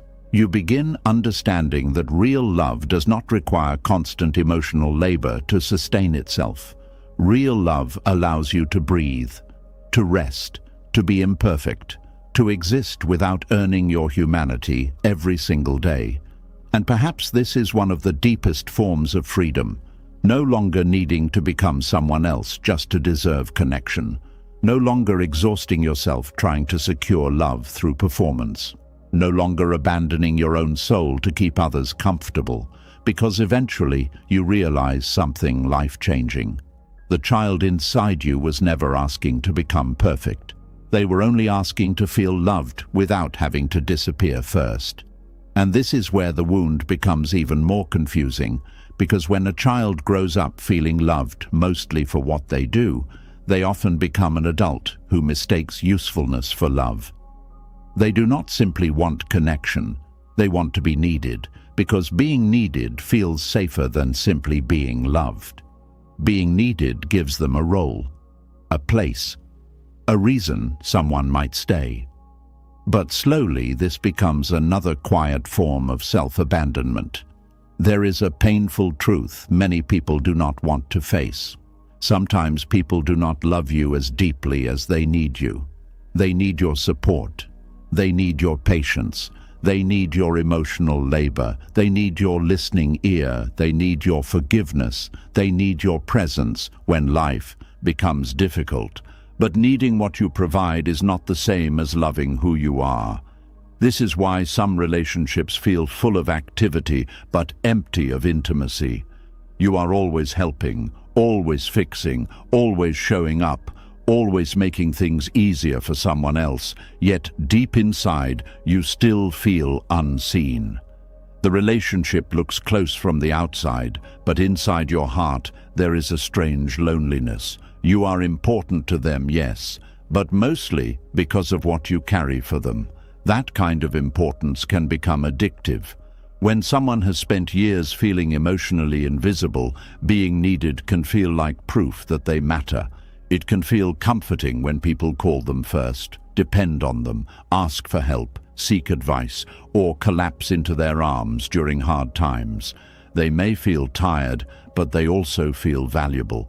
And that is where the confusion begins, because the heart starts saying, if they need me this much, they must love me. But need is not always love. Need can be attachment. Need can be convenience. Need can be emotional dependence. Need can be habit. Need can be someone using your strength because they do not want to develop their own. And if you are not careful, you can spend years confusing someone's dependence on you with genuine care for you. Genuine love does not only reach for you when there is a problem. It does not only value you when you are useful. It does not only come alive when someone needs saving, soothing, advising, forgiving, or supporting. Genuine love also wants to know your heart. It asks how you are. It notices when you are tired. It cares about your inner world even when you are not solving anyone's crisis. Many people do not know this difference because they were trained to be emotionally useful very early. Maybe they were the child who had to keep peace in the house. Maybe they became the responsible one before they were old enough to understand responsibility. Maybe they had to comfort adults who should have been comforting them. Maybe they learned that their sadness was ignored, but their helpfulness was praised. So now, as adults, they feel uneasy when they are not needed. Rest feels empty. Receiving feels uncomfortable. Being loved without doing anything feels suspicious. They may even unconsciously choose relationships where people depend on them too much because imbalance feels familiar. This is how emotional usefulness becomes a substitute for intimacy. A person may become the one everyone depends on, yet nobody truly checks on. They may become the strong one, the wise one, the forgiving one, the calm one, the available one.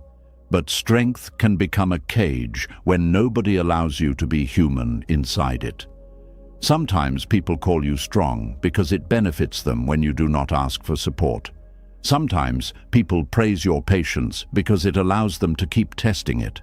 Sometimes people admire your kindness because it lets them keep taking from it. And if your self-worth is attached to being needed, you may not notice the imbalance until exhaustion becomes your normal state.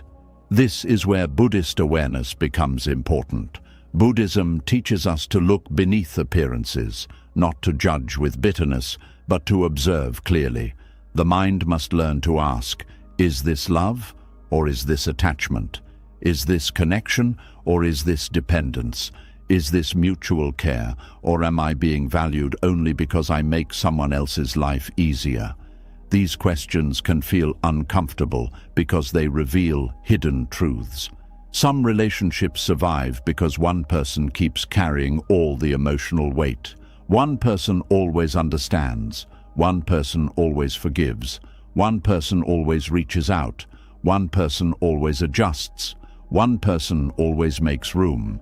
And the relationship continues, not because it is healthy, but because one person keeps abandoning themselves to keep it alive. This is not love. This is emotional labor without balance. Real connection has movement in both directions. You give, but you also receive. You listen, but you are also heard. You support, but you are also supported. You make space, but space is also made for you. When love is real, you do not have to disappear behind your usefulness. The problem is that people who confuse being needed with being loved often fear what will happen if they stop overgiving. They wonder, if I stop helping, will they still call? If I stop fixing, will they still care? If I stop being available, will they still want me? If I stop rescuing, will there be anything left between us? That question can be painful because sometimes the answer exposes the truth. There are relationships where the bond is built more on service than love. The moment you stop over-functioning, the connection becomes weak. The moment you set a boundary, the warmth disappears. The moment you need support, the other person becomes uncomfortable. The moment you stop being useful, you realize how little emotional intimacy was actually there. This realization hurts, but it also frees you, because you finally understand that being needed is not the same as being cherished. To be cherished means someone values your presence, not just your performance. They enjoy your being, not just your doing. They care about your peace, not just your availability. They do not only come close when their life is falling apart. They also remain close when you have nothing to offer except your honest self. This is the kind of love many overgivers secretly long for, but rarely allow themselves to receive, because receiving requires trust. And for someone who learned to earn love through usefulness, receiving love without performance can feel unsafe. They may not know how to relax when someone simply cares for them. They may feel guilty when someone helps them. They may rush to repay kindness because unearned affection feels uncomfortable. They may turn every relationship into a silent transaction because unconditional care feels unfamiliar. This is why healing requires learning how to be loved without constantly proving your value. At first, this may feel strange. You may feel restless when you are not fixing anything. You may feel guilty when you say no. You may feel anxious when you let people handle their own emotions. You may feel selfish when you choose rest over rescue. But these feelings do not mean you are doing something wrong. They may simply mean you are stepping out of an old survival role. Your nervous system may confuse peace with danger because chaos and responsibility once felt normal. But peace is not danger. Balance is not selfishness. Boundaries are not cruelty. And allowing people to solve their own problems is not abandonment. Many people who are addicted to being needed secretly carry the belief that love must be maintained through constant usefulness. They think, if I am not helpful, I am replaceable. So they become irreplaceable through exhaustion. They become the person nobody can function without. And while this gives them a temporary sense of importance, it also traps them in emotional slavery, because now their value depends on other people's dependency. If everyone is fine, they feel unnecessary. If nobody needs them, they feel invisible. If someone becomes independent, they may feel abandoned. This is one of the hidden signs that usefulness has become tied to identity. A healthy person feels happy when others grow stronger, but someone whose worth depends on being needed may feel secretly anxious when others no longer rely on them. Not because they are bad, but because dependency has become their source of emotional security. This is why Buddhist teachings on non-attachment are so powerful. Non-attachment does not mean you stop caring. It means you stop needing others to need you in order to feel real. You can love people, support them, and show kindness without making their dependence the foundation of your identity. True compassion helps without clinging. It gives without secretly demanding emotional proof in return. It supports without needing to control the outcome. It loves without turning itself into a sacrifice altar. There is a difference between compassion and self-erasure. Compassion says, "I care about your suffering." Self-erasure says, "Your suffering matters more than my existence." Compassion creates connection. Self-erasure creates resentment. Many overgivers do not admit their resentment because they feel guilty for having it. But resentment is often a signal that your boundaries have been crossed for too long. It is not always a sign that you are unkind. Sometimes it is your inner self saying, "I am tired of being used as a source while nobody asks if I am empty." Resentment grows when giving is no longer free. It grows when giving becomes pressured, expected, unnoticed, or one-sided. It grows when you keep saying yes while your soul is quietly saying no. This is why honest giving must come from freedom, not fear. When you give from freedom, your heart remains open. When you give from fear, your heart becomes tired. When you give because you choose to, there is peace. When you give because you are afraid they will leave if you do not, there is suffering. The same action can come from two very different places. You can help someone from love, or you can help them because you are afraid of being unwanted. You can support someone from compassion, or you can support them because you fear losing your role. You can be generous from fullness, or you can be generous because you believe your worth depends on being useful. The outside may look the same, but the inner experience is completely different. This is why awareness matters. Buddhist practice asks you to look at the root of your actions, not only what you do, but why you do it. Are you helping from peace or from anxiety? Are you saying yes from love or from fear? Are you staying because there is mutual care or because being needed makes you feel less alone? These questions return power to you. They help you stop living automatically. Many people do not realize that some of their kindness is actually a trauma response. They rush to fix discomfort. They cannot tolerate people being upset with them. They feel responsible for everyone's emotions. They over-apologize, they over-explain, they over-give. And then they call it being loving. But love does not require you to become emotionally responsible for everyone. You can care without carrying. You can listen without absorbing. You can help without becoming the foundation of someone else's life. You can love without losing yourself. This is difficult for people who have been praised their whole lives for being dependable. Society often rewards overgiving. People will call you selfless while quietly benefiting from your lack of boundaries. They will say, "You are always there for everyone," without noticing that no one is always there for you. And sometimes being the needed one becomes a mask for deep loneliness. Because if people need you, at least they come close. Even if they do not truly see you. Even if they do not ask how your heart is doing. Even if they only reach out when they need something. At least you are not forgotten. This is the emotional bargain many wounded people make. They accept usefulness because intimacy feels uncertain. They accept being relied on because being truly loved feels unfamiliar. They accept being needed because being chosen for who they are feels too risky to hope for. But the soul eventually grows tired of being valued only as a function. You were not born merely to be someone's emotional emergency room. You were not born only to absorb pain, solve problems, give advice, offer comfort, and keep others steady. You are not just useful, you are human. And that means you deserve care that does not depend on how much you provide. When someone truly loves you, they do not reduce you to your usefulness. They do not only celebrate your strength, they are also gentle with your weakness. They do not only come to you for comfort, they offer comfort too.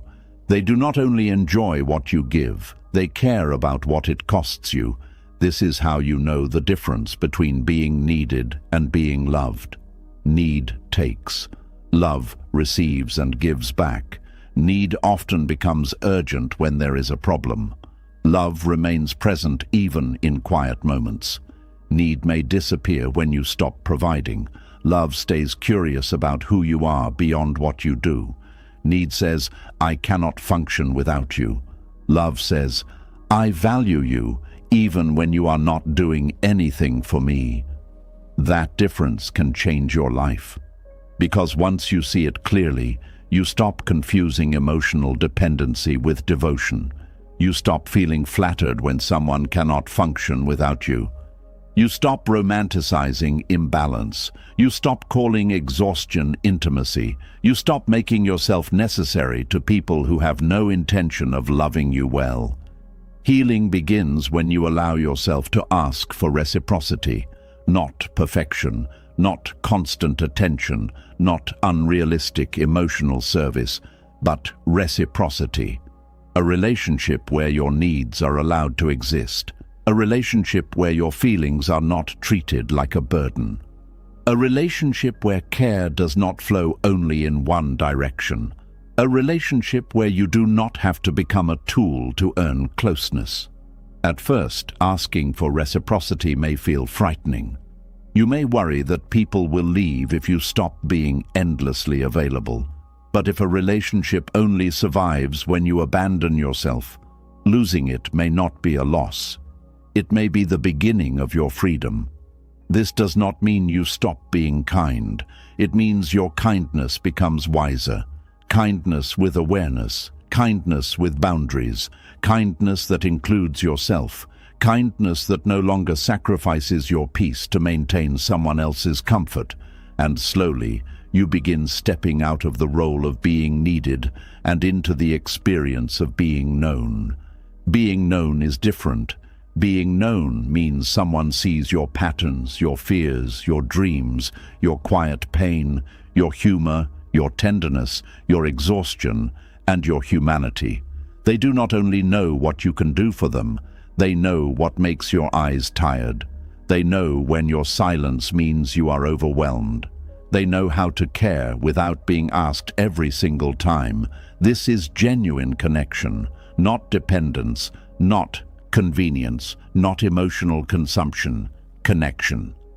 And that is what the heart was always searching for. Many people who confuse being needed with being loved have never been properly held emotionally. They have been relied upon, praised, admired, and depended on, but not truly held. Not truly asked, what about you? Not truly allowed to fall apart without becoming a burden. So healing may feel like learning a new language.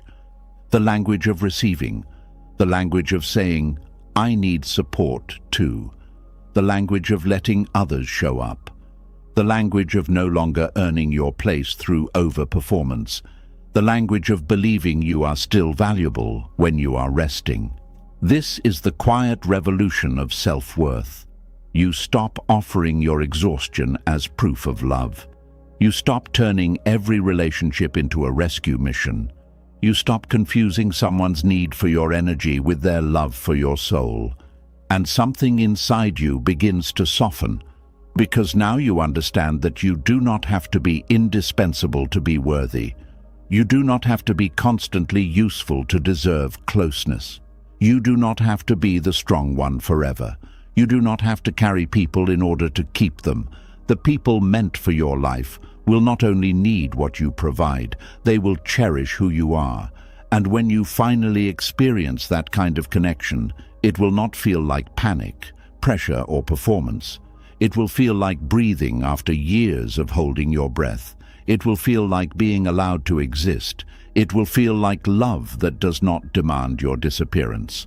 And maybe that is what your heart has needed all along, not to be needed more, but to be loved without having to become useful first. And this is where the longing to be loved can become even more dangerous. Because once someone has spent years trying to feel valued, needed, and chosen, romance can begin to feel like salvation. Not just affection, not just connection, salvation. A person enters your life, gives you attention, makes your heart feel awake again, and suddenly the old emptiness becomes quieter. But if you are not careful, the same love you thought would heal you can slowly become the place where you disappear. There is a kind of romantic obsession that does not announce itself as obsession. It arrives softly. It feels like excitement. It feels like deep connection. It feels like destiny. You think about them when you wake up. You check your phone more often.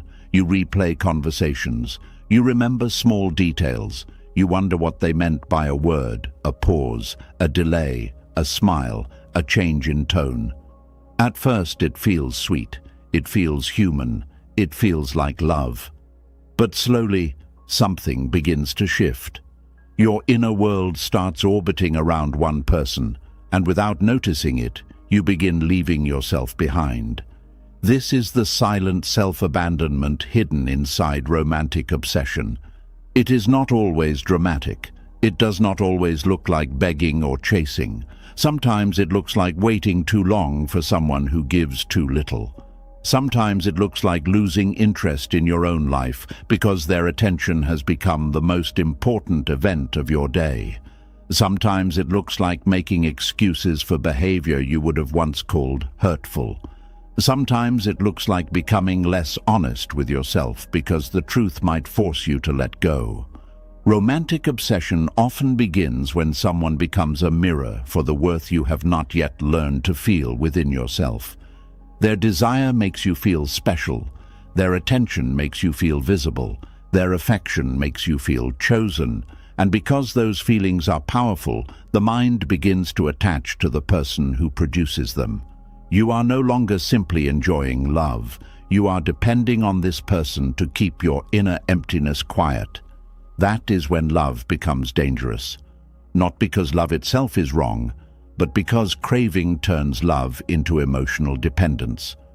Buddhist wisdom teaches that suffering begins when the mind clings tightly to something impermanent.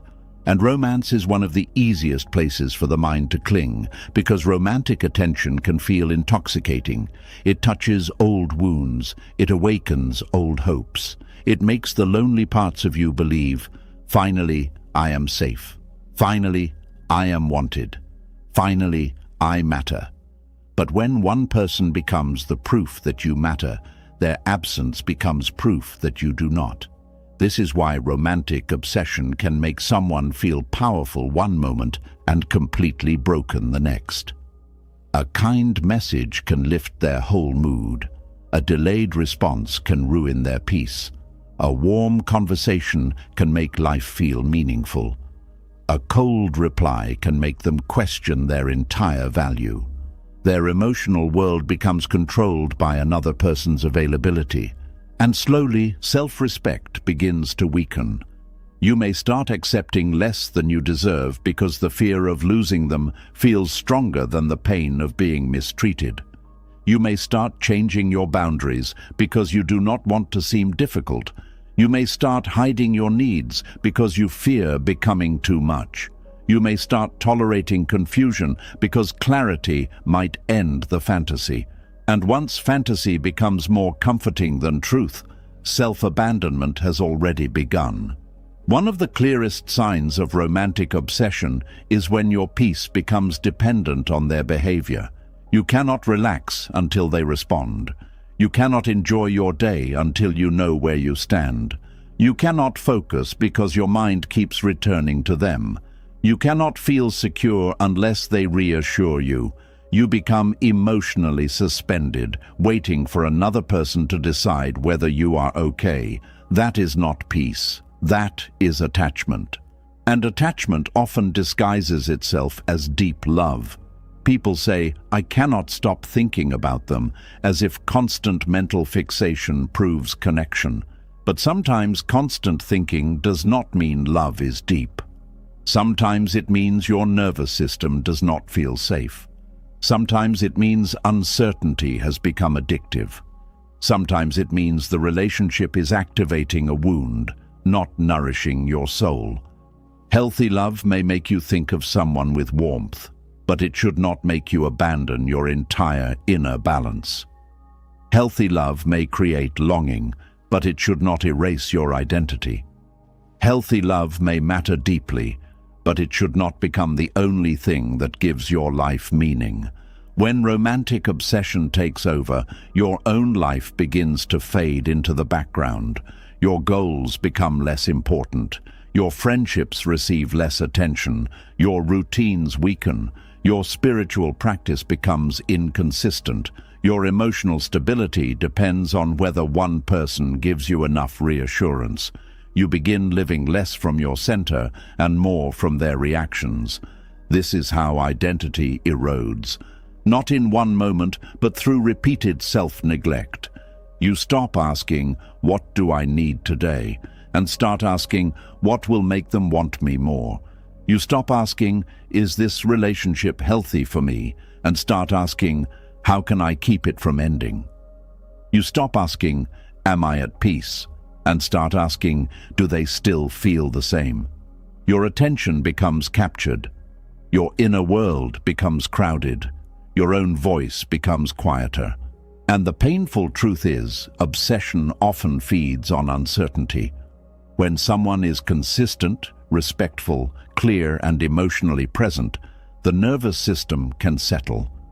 But when someone is hot and cold, close and distant, affectionate and unavailable, the mind becomes trapped in trying to solve them. Their inconsistency creates emotional hunger. You keep waiting for the good version of them to return. You keep hoping the next conversation will restore the closeness you felt before. This pattern can feel like love, but it often works like a trap. The small moments of affection become powerful because they come after emotional distance. A message after silence feels like relief. Kindness after confusion feels like hope. Apology after hurt feels like renewal. The relationship becomes a cycle of pain and reward, and the reward feels stronger because the pain came first. This is why people can become attached to relationships that are hurting them. They are not addicted to the peace. There may not be much peace. They are addicted to the relief, and relief is not the same as love. Relief says, "The anxiety has stopped for now." Love says, "I feel safe being myself here." Relief says, "They finally came back." Love says, "I do not have to lose myself to be close." Relief says, "Maybe I still matter." Love says, "My worth was never in question." When you understand this difference, you begin seeing romantic obsession more clearly. It is often not about the person alone. It is about what the person represents. They represent being chosen. They represent emotional rescue. They represent proof that you are desirable. They represent the hope that old wounds can finally be healed by someone outside you. But no person can carry that kind of spiritual responsibility for you. Another person can love you, but they cannot become your self-worth. They can hold your hand, but they cannot become your inner ground. They can appreciate you, but they cannot permanently silence the belief that you are not enough. If that belief lives inside you, it will keep demanding proof from every relationship you enter. This is why Buddhist teaching points us back inward. It does not tell us to reject love. It teaches us not to turn love into clinging, because once love becomes clinging, fear enters. Once fear enters, control follows. Once control follows, suffering grows. You begin trying to control how they see you. You control your words. You control your emotions. You control your availability. You control how much you reveal. You control your reactions so they do not leave. But the more you try to control the relationship, the less natural and peaceful it becomes. You stop being present. You start performing. And romantic obsession is often performance, wearing the mask of devotion. You become the version of yourself you think they will choose, more patient than you truly feel, more forgiving than your heart is ready to be, more available than your energy allows, more silent than your truth deserves. You edit yourself to preserve the connection, and then wonder why you feel lonely inside it. Because being loved for a version of you that is not real will never feel deeply safe. Your soul knows when it is hiding. It knows when you are pretending. It knows when you are swallowing your pain to keep someone close. And over time, this creates inner resentment. You may still want the person, but part of you begins feeling angry, not only at them, but at yourself. Angry that you keep waiting. Angry that you keep tolerating. Angry that you keep checking. Angry that you keep accepting less. Angry that you keep losing sleep over someone who may not be losing sleep over you. This anger is not always destructive. Sometimes it is your self-respect trying to wake up. It is the part of you saying, "Enough. I was not born to orbit another person until I forget my own sky." But many people fear that anger because it threatens the attachment. If they listen to their anger, they may have to set a boundary. If they set a boundary, the person may pull away. If the person pulls away, the old fear of being unwanted may return. So they suppress the anger and call it patience. But suppressed truth does not disappear. It becomes anxiety. It becomes tension. It becomes emotional exhaustion. It becomes the quiet feeling that something is wrong, even when you keep telling yourself everything is fine. This is how romantic obsession slowly damages peace. The mind becomes busy all the time. It searches for signs. It reads between lines. It creates stories. It worries about replacement. It compares itself to others. It remembers every tender moment and ignores every painful pattern. It clings to potential because reality is too difficult to accept. And soon, the person is no longer simply someone you love. They become the center of your emotional weather. If they are warm, your world feels bright. If they are distant, your world turns dark. If they choose you, you feel alive. If they pull away, you feel abandoned. This is not because you are weak. It is because attachment has wrapped itself around an old wound. The wound says, "If I can make this person love me, then maybe I will finally be enough." But this is the illusion that keeps many people suffering. You were already enough before they appeared, and you remain enough if they leave. The mind may not believe this at first because obsession narrows perception. It makes one person seem larger than life. It makes their approval feel rare, sacred, irreplaceable. It convinces you that no one else will understand you, desire you, or touch your heart this way again. But often, obsession speaks in extremes because it is fueled by fear. Fear says, "This is your only chance." Wisdom says, "Love that costs your self-respect is too expensive." Fear says, "Hold on tighter." Wisdom says, "What is meant for your peace will not require constant panic." Fear says, "Become what they want." Wisdom says, "The right love meets you where you are real." This is why mindfulness is so important in romantic attachment. Mindfulness creates space between the craving and the action. You may feel the urge to chase, but you pause. You may feel the urge to over-explain, but you breathe. You may feel the urge to check your phone again, but you return to your body. You may feel the urge to abandon your boundary, but you ask, "What part of me is afraid right now?" That question brings you back to yourself, because obsession pulls your awareness outward. Healing brings it inward. Instead of asking only, "Do they want me?" you begin asking, "What is happening inside me when I feel unsure?" Instead of asking, "How do I make them stay?" you ask, Why does their distance make me feel like I am disappearing?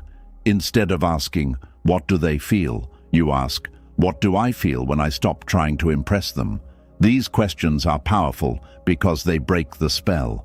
Romantic obsession thrives when you avoid yourself. It grows when all your attention is placed on the other person. Their thoughts, their feelings, their choices, their patterns, their past, their wounds, their reasons. But healing begins when you bring attention back to your own experience. How does this connection affect your nervous system? Do you feel more peaceful or more anxious? Do you feel more yourself or less yourself? Do you feel safe to express needs? Do you feel respected when you set boundaries? Do you feel emotionally nourished or mostly consumed? These questions reveal what fantasy tries to hide. And sometimes the answer will hurt. You may realize you are not in love with the reality of the person. You are attached to the feeling of being chosen by them. You are attached to the version of them that appears during good moments. You are attached to the dream of what the relationship could become if they finally changed. But loving potential can become a prison. Potential is not presence. Potential is not consistency. Potential is not respect. Potential is not emotional safety. Potential is not love. You can actually live inside. Many people lose years to someone's potential. They keep waiting for the person to become the version they saw in the beginning. They keep believing that if they love harder, the person will soften. If they stay longer, the person will commit. If they prove themselves more, the person will finally see their worth. But love is not supposed to be an audition that never ends. When you constantly feel you must earn your place in someone's life, your self-respect slowly weakens. You may begin accepting uncertainty as normal. You may begin thinking inconsistency is all you deserve. You may begin feeling grateful for small attention because you have become used to emotional hunger. This is why self-worth must become stronger than romantic craving. Without self-worth, desire can easily become surrender. You surrender your time, peace, values, boundaries, and dignity to keep closeness alive. But with self-worth, you can love someone deeply and still refuse to disappear for them. This is not easy. Sometimes the heart wants what the soul knows is not safe. Sometimes the body craves the person who triggers anxiety. Sometimes the mind keeps returning to memories because memories feel sweeter than reality. But spiritual maturity means learning to honor truth even when attachment protests. Buddhist wisdom teaches that feelings are real, but they are not always commands.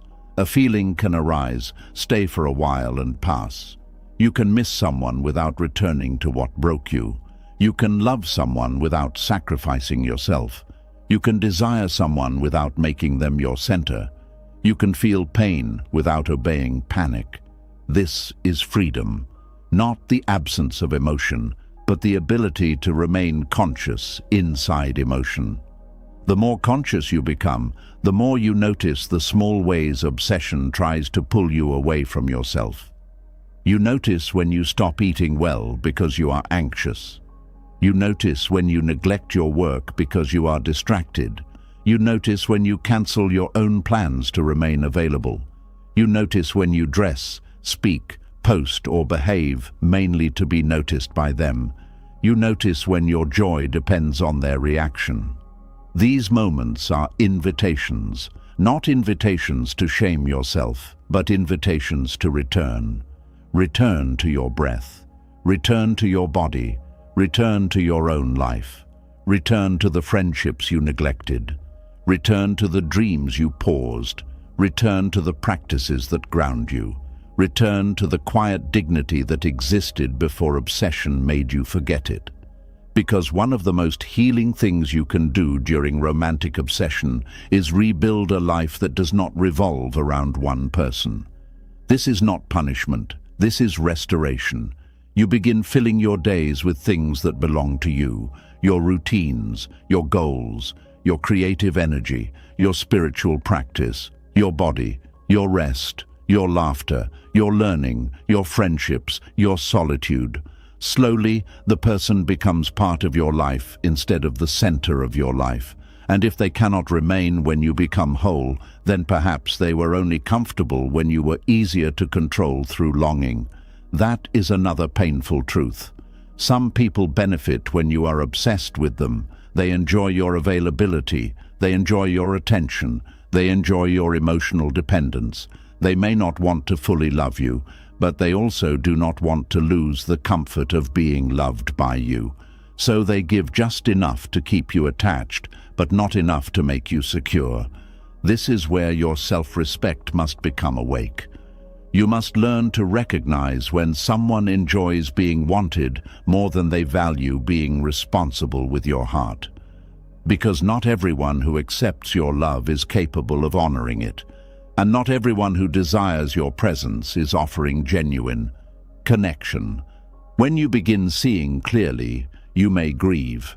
You may grieve the fantasy. You may grieve the version of yourself who waited, chased, hoped, and overgave. You may grieve the time you spent treating someone else as the answer to your emptiness. But this grief is not the end of you. It is the return of you. Every illusion that breaks can become a doorway back to truth. You start realizing that love should expand your life, not shrink it. Love should deepen your peace, not destroy it. Love should support your growth, not pull you away from your own soul. Love should make room for your humanity, not reward only your performance. And most of all, love should not require you to abandon self-respect to keep access to affection. When you truly begin choosing yourself, romantic love changes. You stop looking for someone to rescue you from your emptiness. You stop making one person responsible for your worth. You stop confusing obsession with devotion. You stop mistaking anxiety for depth. You begin wanting a love that feels steady, a love where you can breathe, a love where your body feels safe, a love where your truth does not threaten the connection, a love where you are not constantly waiting for proof that you matter. And until that kind of love arrives, you learn to remain with yourself. This may be the hardest practice of all, to sit with longing without letting it rule you, to feel desire without becoming desperate, to miss someone without betraying yourself, to love someone without losing your center, to walk away when staying would cost your dignity. This is where self-worth becomes spiritual discipline, because choosing yourself is not always loud. Sometimes it is quiet. It is not sending the message. It is not checking again. It is not accepting the apology without changed behavior. It is not explaining your pain to someone committed to minimizing it. It is returning your attention to your own life, one breath at a time, and slowly the obsession loses power. Not because you stopped caring overnight, but because you stopped feeding the attachment with self-abandonment. You stopped making them your emotional home. You stopped letting their attention decide your value. You stopped leaving yourself every time they became distant. And then something inside you becomes peaceful again. You remember that before them, you existed. During them, you still existed. After them, you will continue to exist. Your life is not a small room inside someone else's approval. Your life is vast. Your soul is deeper than one attachment. Your worth is older than one relationship. And perhaps this is the quiet Buddhist truth hidden inside romantic obsession. The person you keep chasing may not be the person you truly need to return to. The person you need to return to is yourself, the self you abandoned while waiting, the self you silenced while pleasing, the self you neglected while obsessing, the self you forgot while trying to be chosen. Because when you finally come back to that self, love no longer feels like losing your mind. It feels like meeting another person without leaving your own soul behind. And perhaps this is what romantic obsession was trying to hide all along.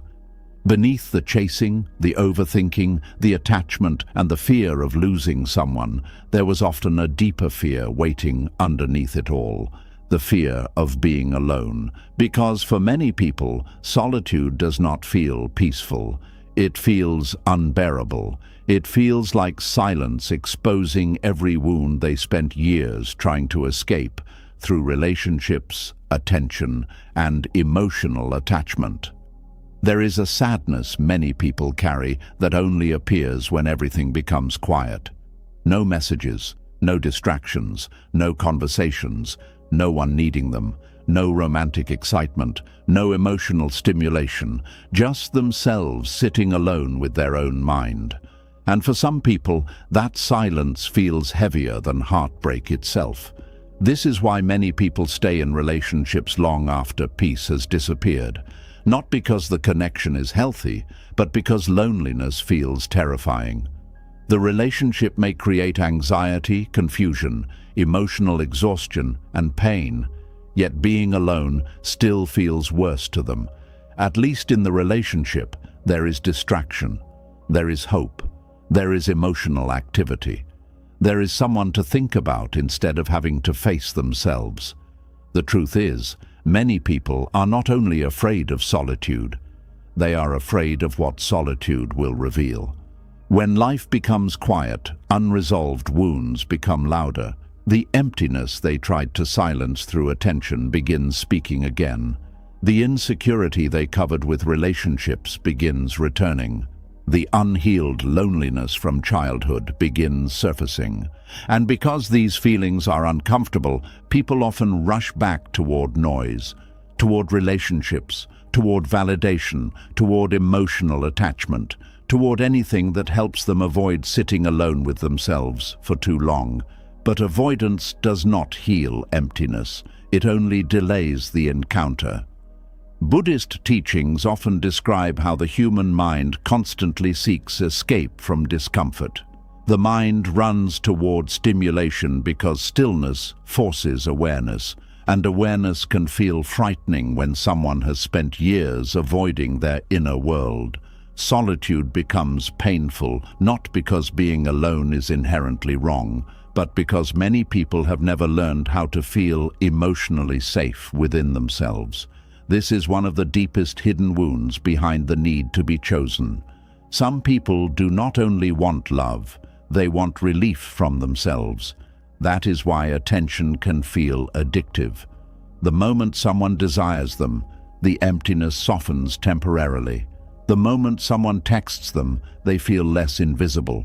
The moment someone needs them, they feel less forgotten. The moment someone chooses them, they feel less worthless. But when the relationship disappears, all the old pain returns stronger because the relationship was being used as emotional medication instead of genuine connection. This is why some breakups feel like identity collapse. It is not only grief over losing a person. It is grief over losing the emotional distraction that protected them from confronting themselves. Suddenly, they are left alone with emotions they have avoided for years. And many people do not know how to be alone because they were never taught that solitude can be safe. Some children grow up in homes where being alone emotionally felt dangerous. Maybe silence meant rejection. Maybe isolation meant punishment. Maybe emotional distance from caregivers created deep insecurity. The child learned to associate connection with safety and aloneness with emotional abandonment. So later in life, being alone activates panic, not always obvious panic. Sometimes it appears as restlessness, constant social media scrolling, jumping quickly from relationship to relationship, needing constant background noise, feeling anxious without messages or interaction, overcommitting socially, obsessing over someone unavailable, unable to relax without external stimulation.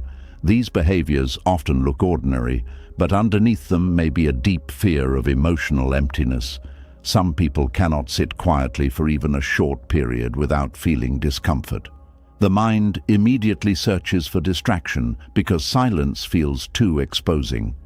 When there is nobody around to validate them, they begin questioning their worth. Without attention, they feel invisible. Without romantic interest, they feel undesirable.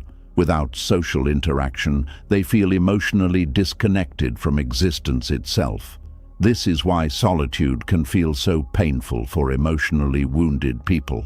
Solitude removes external mirrors, and when someone has built their identity mostly through other people's reactions, they may not know who they are without those reflections.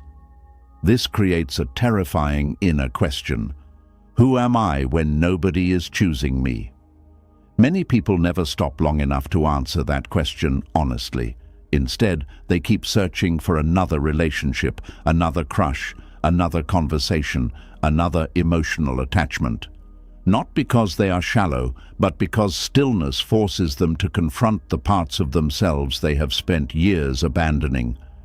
But Buddhist wisdom teaches something radically different about solitude. It teaches that peace is not found by escaping yourself, but by becoming deeply present with yourself. The path toward inner completeness does not begin with finding the perfect person. It begins with learning how to remain with your own mind without running away. This sounds simple, but it is one of the hardest things a human being can do. To sit alone without needing distraction, to feel sadness without immediately escaping it, to experience loneliness without treating it as proof of worthlessness, to exist without constant validation, to breathe without needing someone else's attention to feel alive. Most people have never truly practiced this. They have practiced attachment, they have practiced emotional dependency, they have practiced avoidance, but they have not practiced presence. Presence means learning how to stay connected to yourself, even when nobody else is nearby. It means learning how to care for your inner world instead of constantly outsourcing comfort to others. It means understanding that loneliness is often not the absence of people, but the absence of connection with yourself. A person can be surrounded by relationships and still feel empty, and another person can sit alone, peacefully because they have built a relationship with their own spirit. This is the difference between isolation and solitude. Isolation feels like abandonment. Solitude feels like presence. Isolation says, "Nobody wants me." Solitude says, "I am learning to remain with myself." Isolation feels like punishment. Solitude becomes healing. But reaching peaceful solitude requires confronting uncomfortable truths. Many people discover during solitude how disconnected they have become from themselves. They realize they do not know what genuinely makes them happy. They realize they have spent years adapting to others. They realize they cannot relax without emotional stimulation. They realize they constantly seek distraction because silence makes unresolved emotions rise to the surface. And this realization can feel overwhelming at first, because once the distractions disappear, the hidden pain becomes visible. The grief they never processed, the rejection they never healed, the childhood loneliness they buried, the fear of not being enough, the exhaustion from constantly performing for love. All of it begins surfacing. This is why many people return to unhealthy relationships repeatedly. The relationship may hurt them, but solitude forces them to meet themselves. And for someone disconnected from their inner world, that can feel terrifying. But avoiding yourself only deepens suffering. Buddhist practice teaches that freedom comes through awareness, not avoidance. The emotions you keep running from continue controlling you unconsciously. The fears you refuse to face continue shaping your relationships. The emptiness you try to escape continues growing underneath the distractions. Healing begins the moment you stop running, not because it feels comfortable immediately, but because truth finally has space to breathe. At first, solitude may feel deeply uncomfortable. You may feel restless without constant interaction. You may reach for your phone automatically. You may feel anxious when nobody is texting you. You may crave emotional stimulation because your nervous system became addicted to external validation. This is normal. The mind that constantly seeks distraction behaves similarly to the body withdrawing from addiction. There is agitation, craving, restlessness, emotional discomfort. Because the nervous system has learned to depend on outside input for emotional regulation. But if you remain present gently, something slowly begins changing. The silence becomes less threatening. The mind becomes less noisy. The need for constant reassurance weakens. You begin hearing your own thoughts more clearly. You begin noticing your own emotions instead of suppressing them. You begin rediscovering your own energy separate from other people's expectations. And slowly, solitude stops feeling like abandonment. It begins feeling like return. This is one of the most important spiritual shifts a person can experience. The moment being alone no longer feels like proof that you are unworthy. Because once that fear weakens, relationships stop controlling you in the same way. You no longer stay out of desperation. You no longer chase out of panic. You no longer tolerate disrespect simply to avoid loneliness. You no longer confuse attention with love. Because now your emotional survival no longer depends entirely on external connection. This creates an entirely different kind of strength. Not aggressive strength, not emotional numbness. Quiet inner stability, the kind of stability that allows you to love without collapsing, to connect without clinging, to miss someone without abandoning yourself, to experience rejection without losing your identity. This is the Buddhist path toward inner completeness, not perfection, not becoming emotionally detached from humanity, but becoming rooted enough within yourself that your worth survives solitude. Many people spend years trying to fill an internal emptiness with external people. But no person can permanently complete someone who feels fundamentally disconnected from themselves. Even loving relationships become exhausting when one person expects the other to constantly heal their loneliness. This creates pressure inside relationships. The partner unconsciously becomes responsible for emotional regulation. They must constantly reassure, validate, comfort, and emotionally stabilize the other person. But no human being can permanently carry another person's unhealed emptiness. Eventually, both people become exhausted. This is why inner completeness matters. Inner completeness does not mean you never feel lonely. Human beings naturally desire connection. It simply means your identity no longer collapses in the absence of attention. You still appreciate love deeply, but you no longer treat relationships as your only source of emotional existence. This changes everything. You begin enjoying people instead of emotionally consuming them. You begin connecting from wholeness instead of desperation. You begin loving from peace instead of fear. And perhaps most importantly, you stop seeing solitude as evidence that something is wrong with you. There is a deep cultural fear around being alone. Society often treats relationships as proof of success and solitude as failure. People feel ashamed if they are single too long. They feel behind. They feel unwanted. They compare themselves constantly. But many people inside relationships are deeply lonely too. External partnership alone does not guarantee emotional fulfillment. A person who cannot sit peacefully with themselves will often carry inner emptiness into every relationship they enter. That emptiness then creates dependency, anxiety, jealousy, obsession, overthinking, and fear. But someone who learns inner stability brings a different energy into relationships. They are still capable of deep love, but they do not disappear inside attachment. They maintain connection with themselves while connecting with others. This balance is rare because many people were never taught emotional self-relationship.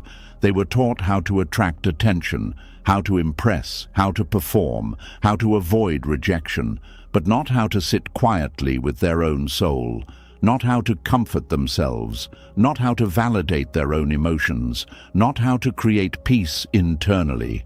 This is why solitude becomes sacred during healing, not because you must isolate forever, but because solitude reveals where your relationship with yourself has been neglected.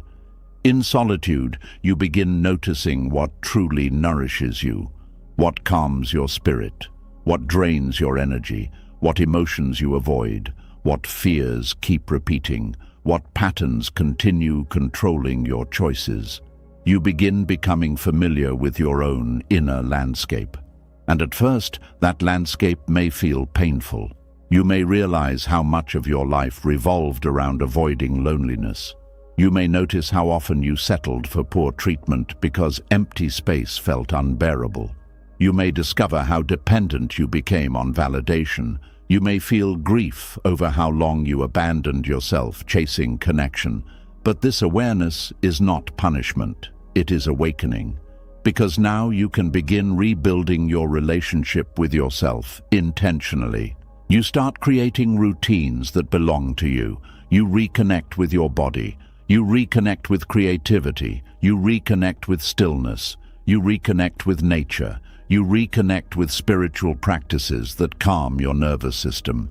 You reconnect with the parts of yourself that existed before desperation took over, and something remarkable begins happening. Your own company stops feeling empty. You begin laughing alone again, resting peacefully again, thinking clearly again, breathing deeply again. You stop treating silence like an enemy. And once solitude becomes peaceful, relationships lose their power to emotionally control you. Because now you are no longer terrified of being alone. That fear was the chain. The fear of solitude keeps many people trapped in painful situations. It keeps them tolerating emotional neglect. It keeps them attached to unavailable people. It keeps them accepting crumbs of affection. It keeps them performing endlessly for validation. But when solitude becomes safe, the chain breaks. You stop asking, "Who will choose me?" and begin asking, "What kind of life feels true to my spirit?" You stop needing relationships to rescue you from yourself. You begin becoming someone capable of sitting with yourself lovingly. This changes your entire energy. People who are at peace alone no longer chase desperately. They no longer force connection. They no longer collapse when someone withdraws. They no longer see rejection as proof of worthlessness. They understand something deeper. Being alone is not the same as being incomplete. This realization creates enormous freedom. You stop treating every relationship like your final chance at love. You stop romanticizing emotional chaos. You stop abandoning your own peace to avoid temporary loneliness. And perhaps for the first time in your life, you realize that the emptiness you spent years trying to fill was never asking for another person. It was asking for your presence, your attention, your compassion, your honesty, your return. Because the deepest relationship you will ever have is not with someone who chooses you. It is with the self you meet when nobody else is around. And if you can learn to remain gently with that self, without shame, without panic, without needing constant escape, something beautiful happens. You stop fearing solitude. And once you stop fearing solitude, you stop settling for relationships that make you abandon your soul just to avoid being alone. That is the beginning of real freedom. Not needing another person to prove you are enough, but finally becoming present enough to realize you always were.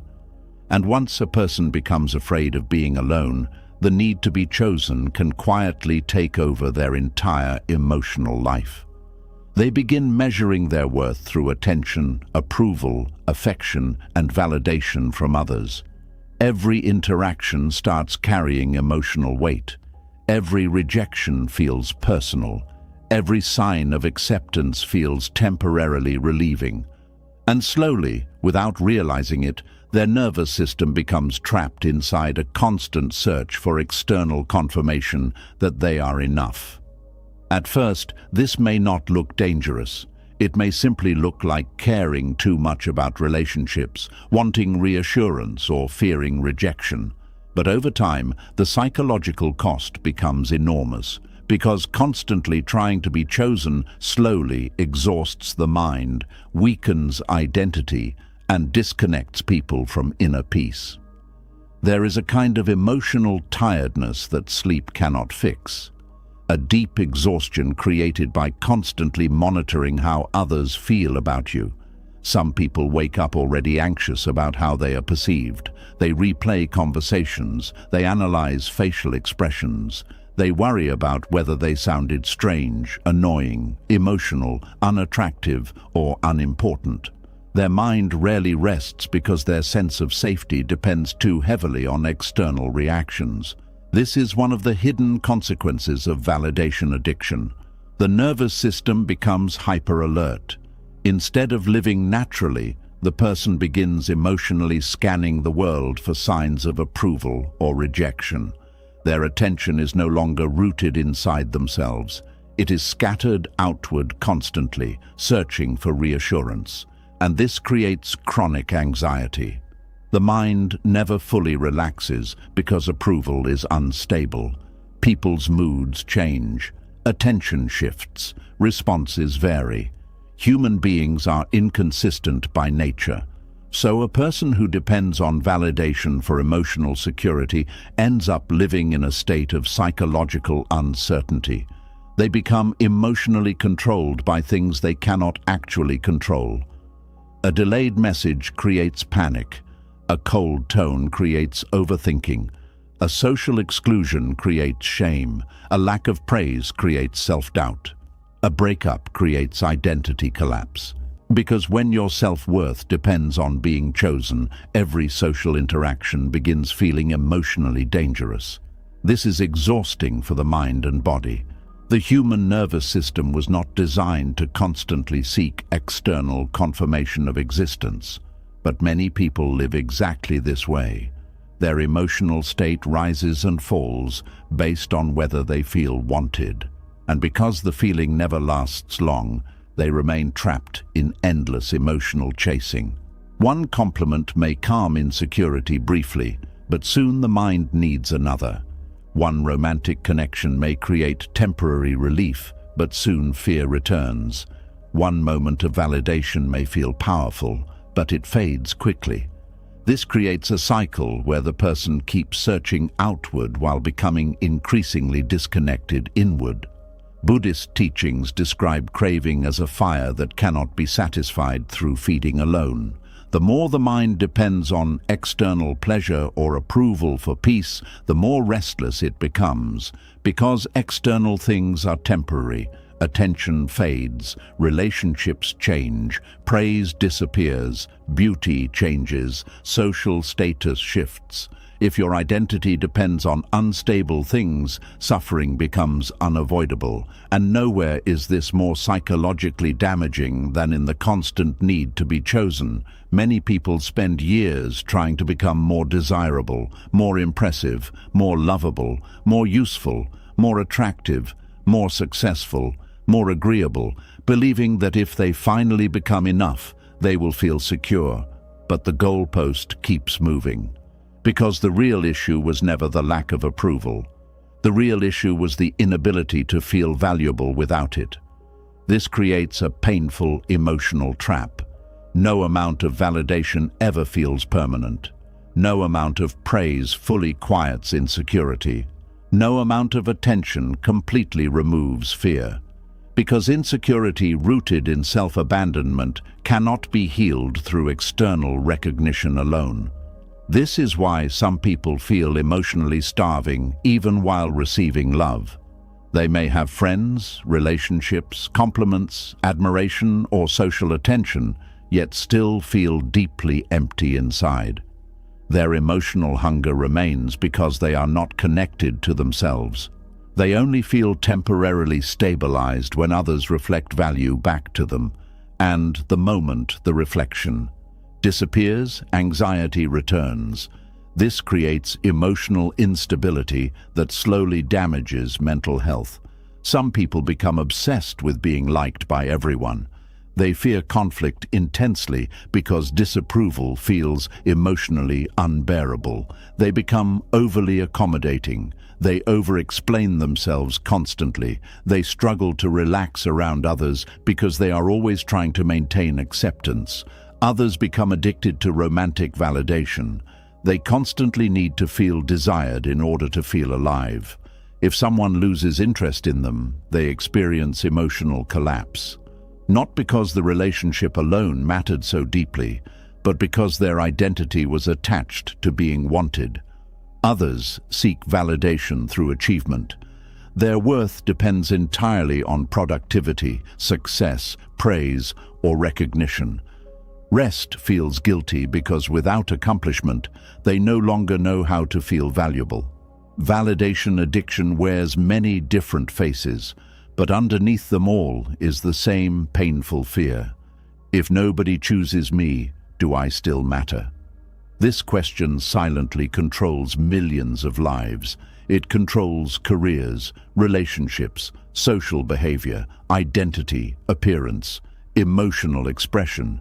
People begin shaping themselves around what they believe will secure approval, and slowly, authenticity starts disappearing. This is one of the greatest psychological costs of constantly trying to be chosen: identity loss. A person who spends years adapting themselves for acceptance eventually forgets who they truly are. They become different versions of themselves around different people. They suppress opinions to avoid rejection. They silence emotions to maintain peace. They say yes when they want to say no. They become experts at social survival while becoming strangers to themselves internally. And this creates deep emotional confusion. Because when your identity becomes performance-based, you no longer know what is real inside you. Do you genuinely enjoy something, or are you trying to impress others? Do you truly love this person, or are you attached to being desired by them? Do you actually agree, or are you avoiding disapproval? Do you truly want this life, or does it simply make you feel validated? These questions become difficult to answer because the self has become buried underneath years of adaptation. The mind becomes fragmented. One part wants authenticity. Another part fears rejection. One part feels exhausted. Another part keeps performing. One part wants rest. Another part believes rest risks abandonment.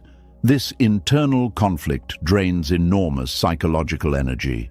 Many people who struggle with chronic anxiety are not only anxious about life itself, they are anxious about maintaining emotional acceptance. Their nervous system is constantly trying to predict, manage, and secure connection. And because human relationships are unpredictable, the anxiety never fully stops. This creates emotional hypervigilance. The person becomes highly sensitive to changes in energy, tone, behavior, and social dynamics. They notice everything. They overanalyze everything. They search for hidden meanings in simple interactions. They become emotionally exhausted because their mind never fully feels safe. Safety became attached to approval, and approval is unstable. This is why emotional exhaustion becomes inevitable. Trying to constantly be chosen is psychologically expensive. You monitor yourself all the time. You suppress parts of yourself. You manage other people's emotions. You avoid conflict. You overthink endlessly. You seek reassurance repeatedly. You fear disappointing people. You adapt constantly, and eventually the soul becomes tired. There are people who feel emotionally drained after simple conversations because they were never truly present. They were performing, trying to sound right, trying to seem likable, trying to avoid rejection, trying to maintain approval. This performance slowly disconnects people from natural joy, because true peace only exists where authenticity exists. The mind cannot fully relax while constantly pretending. This is why many people secretly feel lonely, even around others. Nobody truly knows them because they are always presenting edited versions of themselves. The connection may appear strong externally, but internally they feel unseen. And this loneliness becomes especially painful because now they fear that if people saw the real version of them, rejection would follow. So the performance continues. But performing for love eventually creates burnout. Burnout is not always caused by work alone. Emotional burnout happens when someone spends years abandoning their inner truth to maintain connection. The body begins carrying the weight. Sleep becomes restless. Anxiety increases. Motivation weakens. Emotional numbness appears. Joy disappears. Relationships begin feeling heavy instead of nourishing. The nervous system becomes overwhelmed from constant emotional management. And sadly, many people blame themselves for this exhaustion. They think they are too sensitive, too emotional, too needy, or too weak. But often, they are simply tired of living disconnected from themselves. The Buddha taught that suffering increases when the mind clings too tightly to external identity. Many people build their entire identity around being accepted, admired, useful, attractive, successful, or desired. But all external identities are unstable. The more tightly you cling to them, the more fragile your peace becomes. This is why criticism can feel devastating to someone dependent on validation. It does not simply challenge behavior, it threatens identity. A single rejection can activate enormous emotional pain because the mind interprets it as proof of worthlessness, and this pain often traces back much further than adulthood. Children who only received attention through performance often become adults terrified of failure. Children who felt emotionally invisible may become adults addicted to validation. Children who experienced conditional love often become adults constantly trying to earn acceptance. The nervous system carries these wounds quietly into adulthood, and without awareness, the person keeps recreating situations that reinforce the original fear. This is why some people unconsciously choose emotionally unavailable partners repeatedly. The inconsistency keeps them chasing approval. The uncertainty activates old attachment wounds. The relationship becomes emotionally consuming because being chosen by someone unavailable feels emotionally symbolic. If I can finally make this person love me, maybe I will finally feel enough. But this cycle never creates lasting peace. It only deepens emotional dependency. The more someone tries to prove their worth externally, the more disconnected they become internally. And this creates profound emptiness, because no human being can permanently survive psychologically while abandoning themselves continuously. At some point, the soul begins demanding honesty. The exhaustion becomes too heavy. The anxiety becomes unbearable. The overthinking becomes relentless. The loneliness becomes impossible to ignore. And slowly, awareness begins emerging. The person starts noticing how much of their life has been controlled by fear of rejection, how many decisions were made to gain approval, how many relationships were maintained through self-sacrifice, how many emotions were suppressed to remain accepted, how much energy was spent trying to become enough for everyone.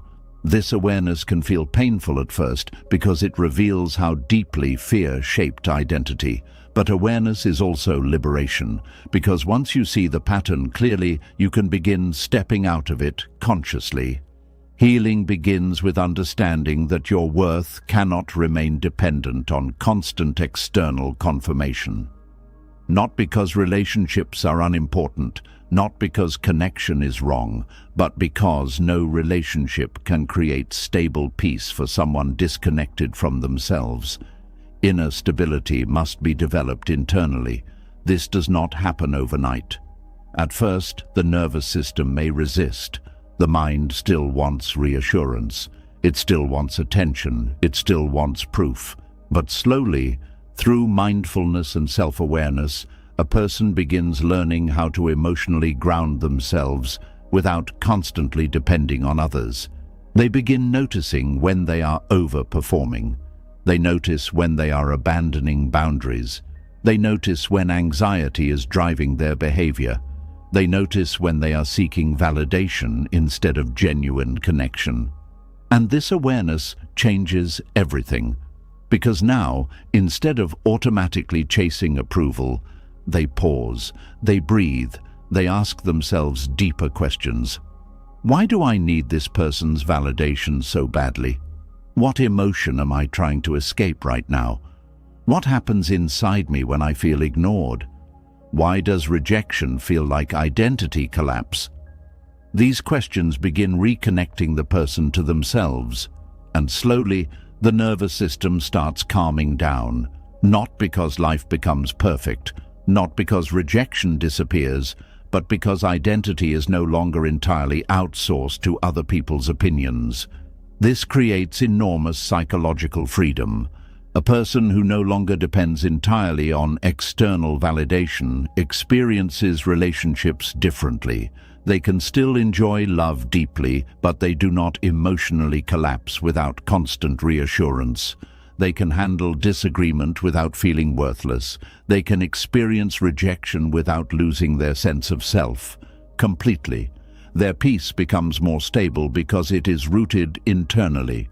This is the Buddhist movement away from attachment, not withdrawing from life, not rejecting relationships, but releasing the desperate clinging that turns connection into suffering. The more internally grounded someone becomes, the less exhausting life feels emotionally. They stop over-monitoring social situations. They stop performing constantly. They stop trying to control how everyone sees them. They stop needing universal approval. And something beautiful happens. Energy returns. Mental clarity returns.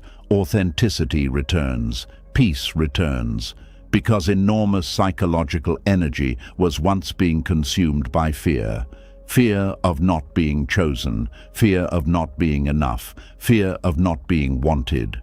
And once those fears begin loosening, the mind finally has space to breathe again. This is where identity slowly rebuilds itself. Not through performance, not through approval, but through self-connection. You begin asking yourself what genuinely feels true, what genuinely nourishes your spirit, what relationships actually create peace, what environments support your authenticity, what boundaries protect your mental health. You stop building identity around external reactions and begin building it around inner honesty. This changes the entire quality of life, because now rejection may still hurt, but it no longer destroys you. Criticism may still sting, but it no longer defines you. Loneliness may still appear sometimes, but it no longer convinces you that you are worthless. The emotional world becomes steadier, quieter, less desperate. And perhaps the greatest psychological healing of all is this. You stop needing everyone to choose you in order to finally choose yourself. That is when the exhaustion begins lifting. That is when the anxiety starts loosening. That is when identity slowly returns. Because your nervous system no longer has to spend every moment fighting for proof that you deserve to exist. You finally begin understanding something your wounded heart struggled to believe for a very long time. Your value does not disappear when attention disappears. Your worth does not collapse when someone rejects you. And your identity was never meant to be built inside other people's approval. It was always meant to be discovered within your own awareness. And this is where many people finally begin understanding why rejection feels unbearable to them. It is not only because someone walked away. It is not only because love ended. The pain becomes overwhelming because rejection touches something much older and much deeper. It touches the empty space created by years of being disconnected from yourself. And when you have no strong relationship with your own inner world, another person's rejection can feel like the collapse of your entire identity.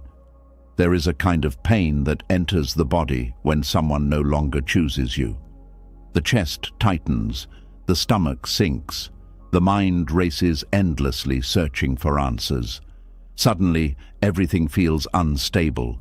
You replay conversations. You analyze every detail. You wonder what you did wrong. You question your worth. You question your attractiveness. You question your personality. You question whether you were ever truly lovable at all. And for some people, this pain becomes almost unbearable because the relationship was never just a relationship.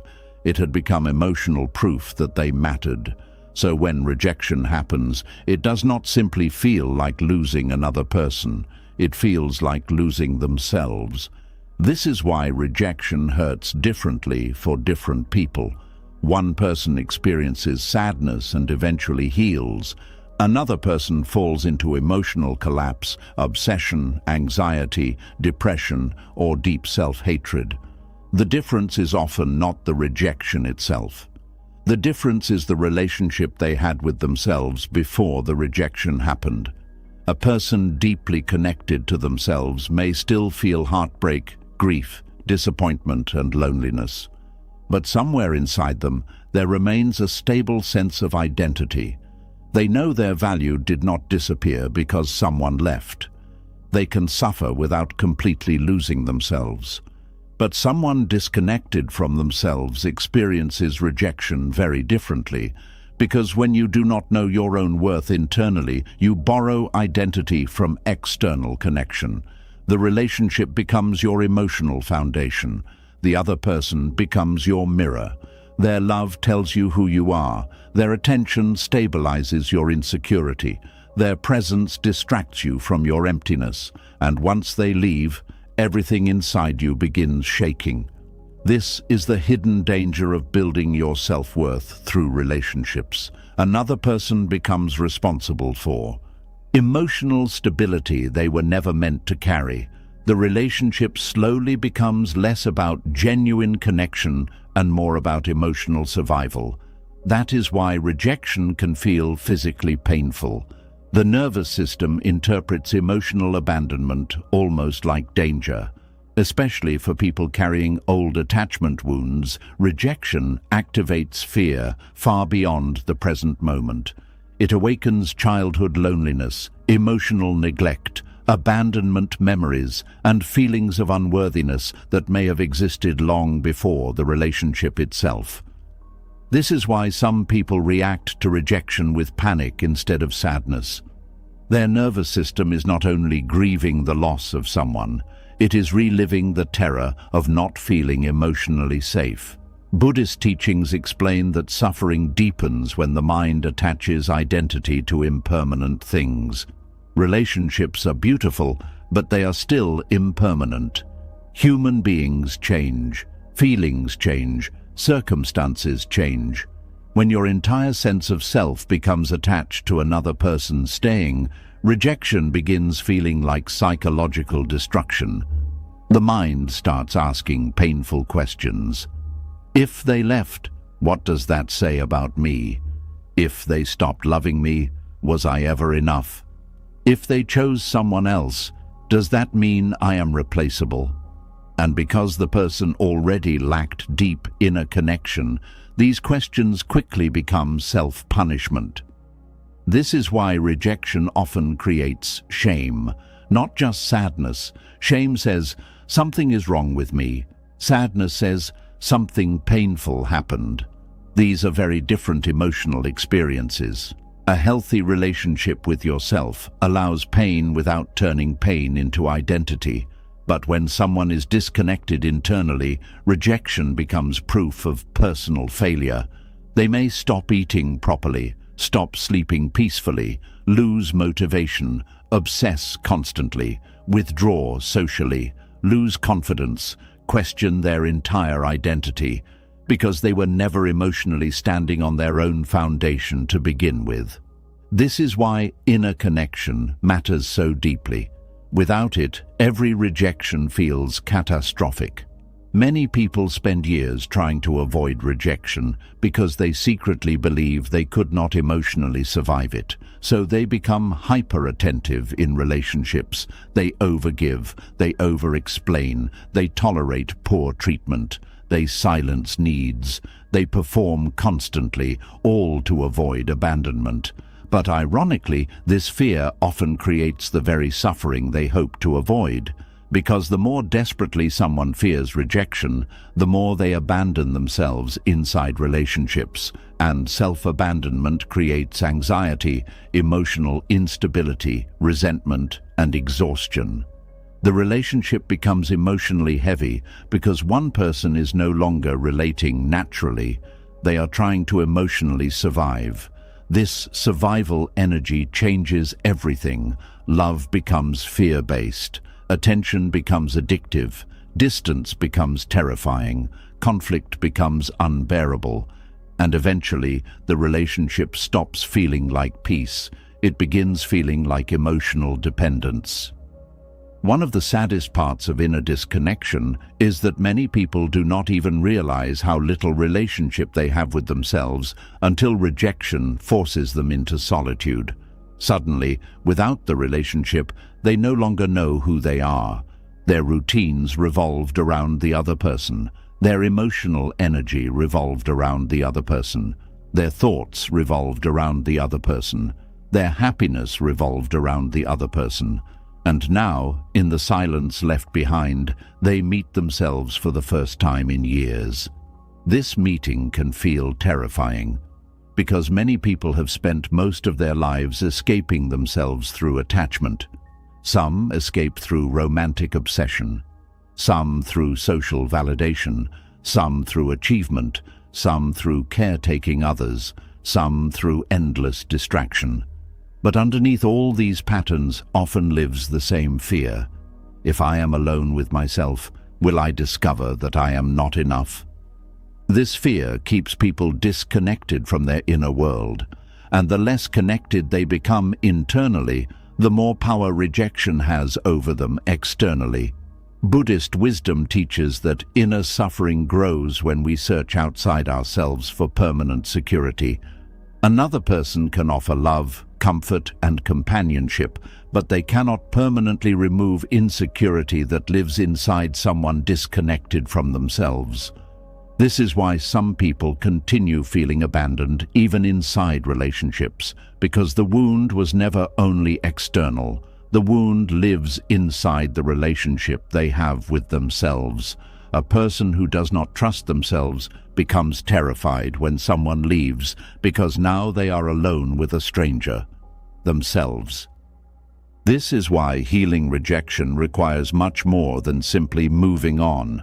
Real healing requires rebuilding inner connection, not becoming emotionally numb, not pretending not to care, but learning how to remain connected to yourself, even while experiencing pain. This is extremely difficult at first, especially for people who built their identity through relationships. At first, rejection may feel like drowning. The mind keeps replaying memories. The body craves contact. The nervous system searches desperately for relief. You want answers, closure, validation, another chance, anything that might stop the emotional pain. But Buddhist practice teaches something profound during suffering. Stop running from the pain long enough to understand it. Most people immediately try escaping heartbreak through distraction, rebound relationships, social media, validation seeking, obsessive thinking, fantasy, constant contact. But avoidance only delays healing, because the rejection itself is not the deepest wound. The deeper wound is often the realization that you do not know how to emotionally hold yourself without someone else.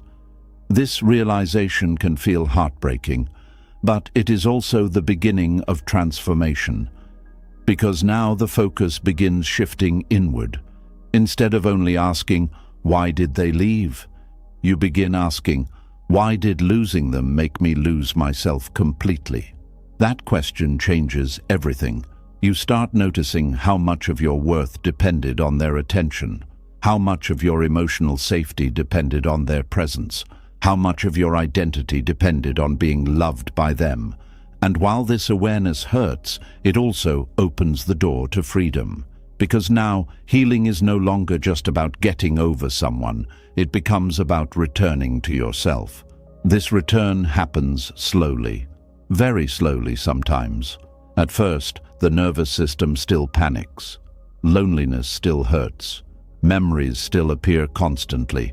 But gradually, if you stop abandoning yourself during heartbreak, something begins changing. You start listening to your own emotions instead of only chasing relief.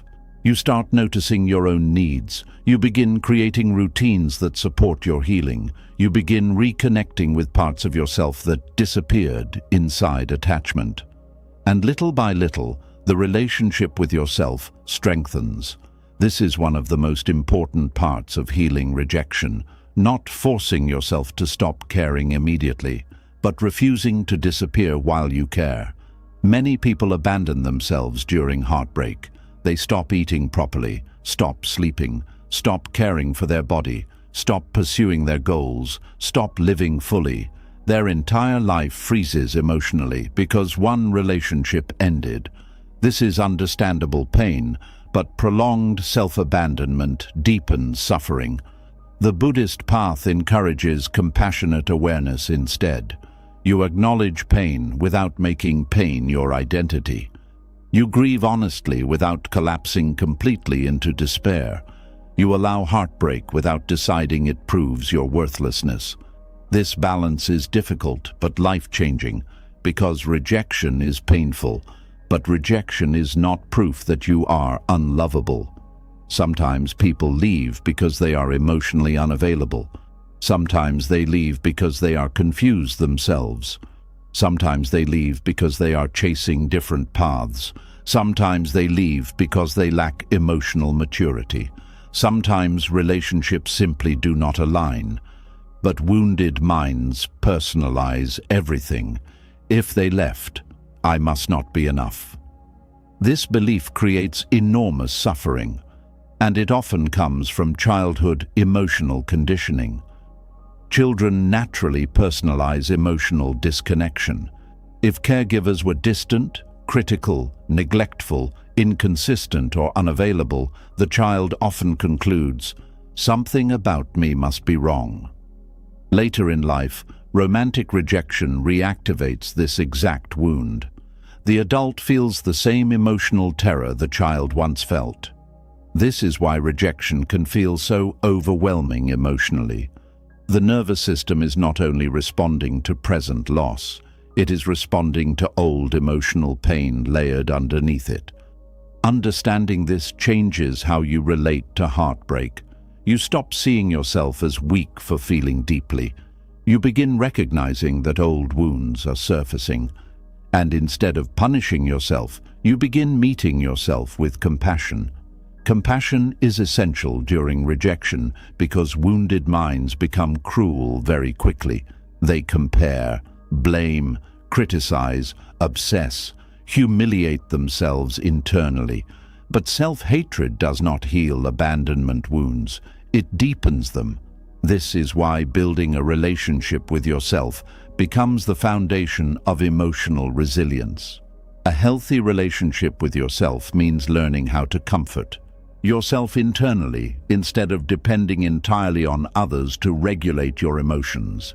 It means validating your own feelings, respecting your own boundaries, honoring your own needs, listening to your intuition, spending time with yourself without panic, developing trust in your own presence. The stronger this relationship becomes, the less devastating rejection feels. Not because rejection stops hurting completely, but because your identity no longer collapses around it. You begin understanding that another person leaving does not erase your humanity. You still exist. Your worth still exists. Your future still exists. Your spirit still exists. This realization creates enormous emotional freedom, because now relationships stop becoming your only source of meaning. You still value love deeply, but you no longer treat love as proof that you deserve to exist. This changes how you experience connection entirely. You stop begging for validation. You stop chasing unavailable people endlessly. You stop accepting emotional crumbs.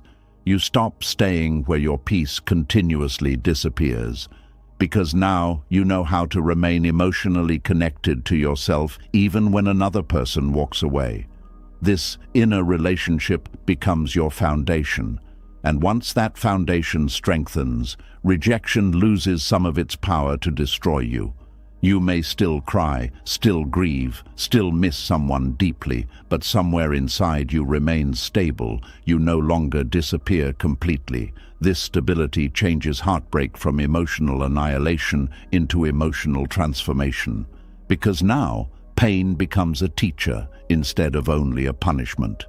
You begin learning where you abandoned yourself, where you ignored intuition, where you depended too heavily on external validation, where you disconnected from your own needs, where fear controlled your choices, and instead of becoming bitter, you become more conscious, more honest, more grounded, more connected to yourself. This is one of the deepest Buddhist truths about suffering. Pain can either deepen unconsciousness or awaken awareness. Rejection can either make you hate yourself more or finally return to yourself completely. And perhaps this is why inner connection matters so deeply. Because when you truly build a relationship with yourself, another person's rejection stops defining your identity. You understand that someone leaving may create grief, but it does not erase your value. You understand that loneliness is survivable. You understand that your worth existed before the relationship and continues after it ends. And slowly, the fear of abandonment weakens, not because everyone suddenly stays forever, but because you finally stop abandoning yourself when others leave. That changes everything, because the deepest healing is not finding someone who never rejects you. The deepest healing is becoming someone who remains connected to themselves even during rejection. Someone who can experience heartbreak without losing their soul. Someone who can feel pain without deciding they are worthless. Someone who no longer needs another person to constantly confirm their existence.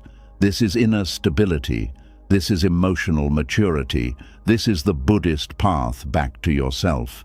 And once you begin walking this path, rejection no longer feels like the end of your identity. It simply becomes one painful moment inside a life that still belongs completely to you. And this is where the path becomes deeper, because once rejection no longer feels like the end of your identity, you begin to understand one of the most misunderstood teachings in Buddhism. Non-attachment is not about becoming cold. It is not about pretending you do not care.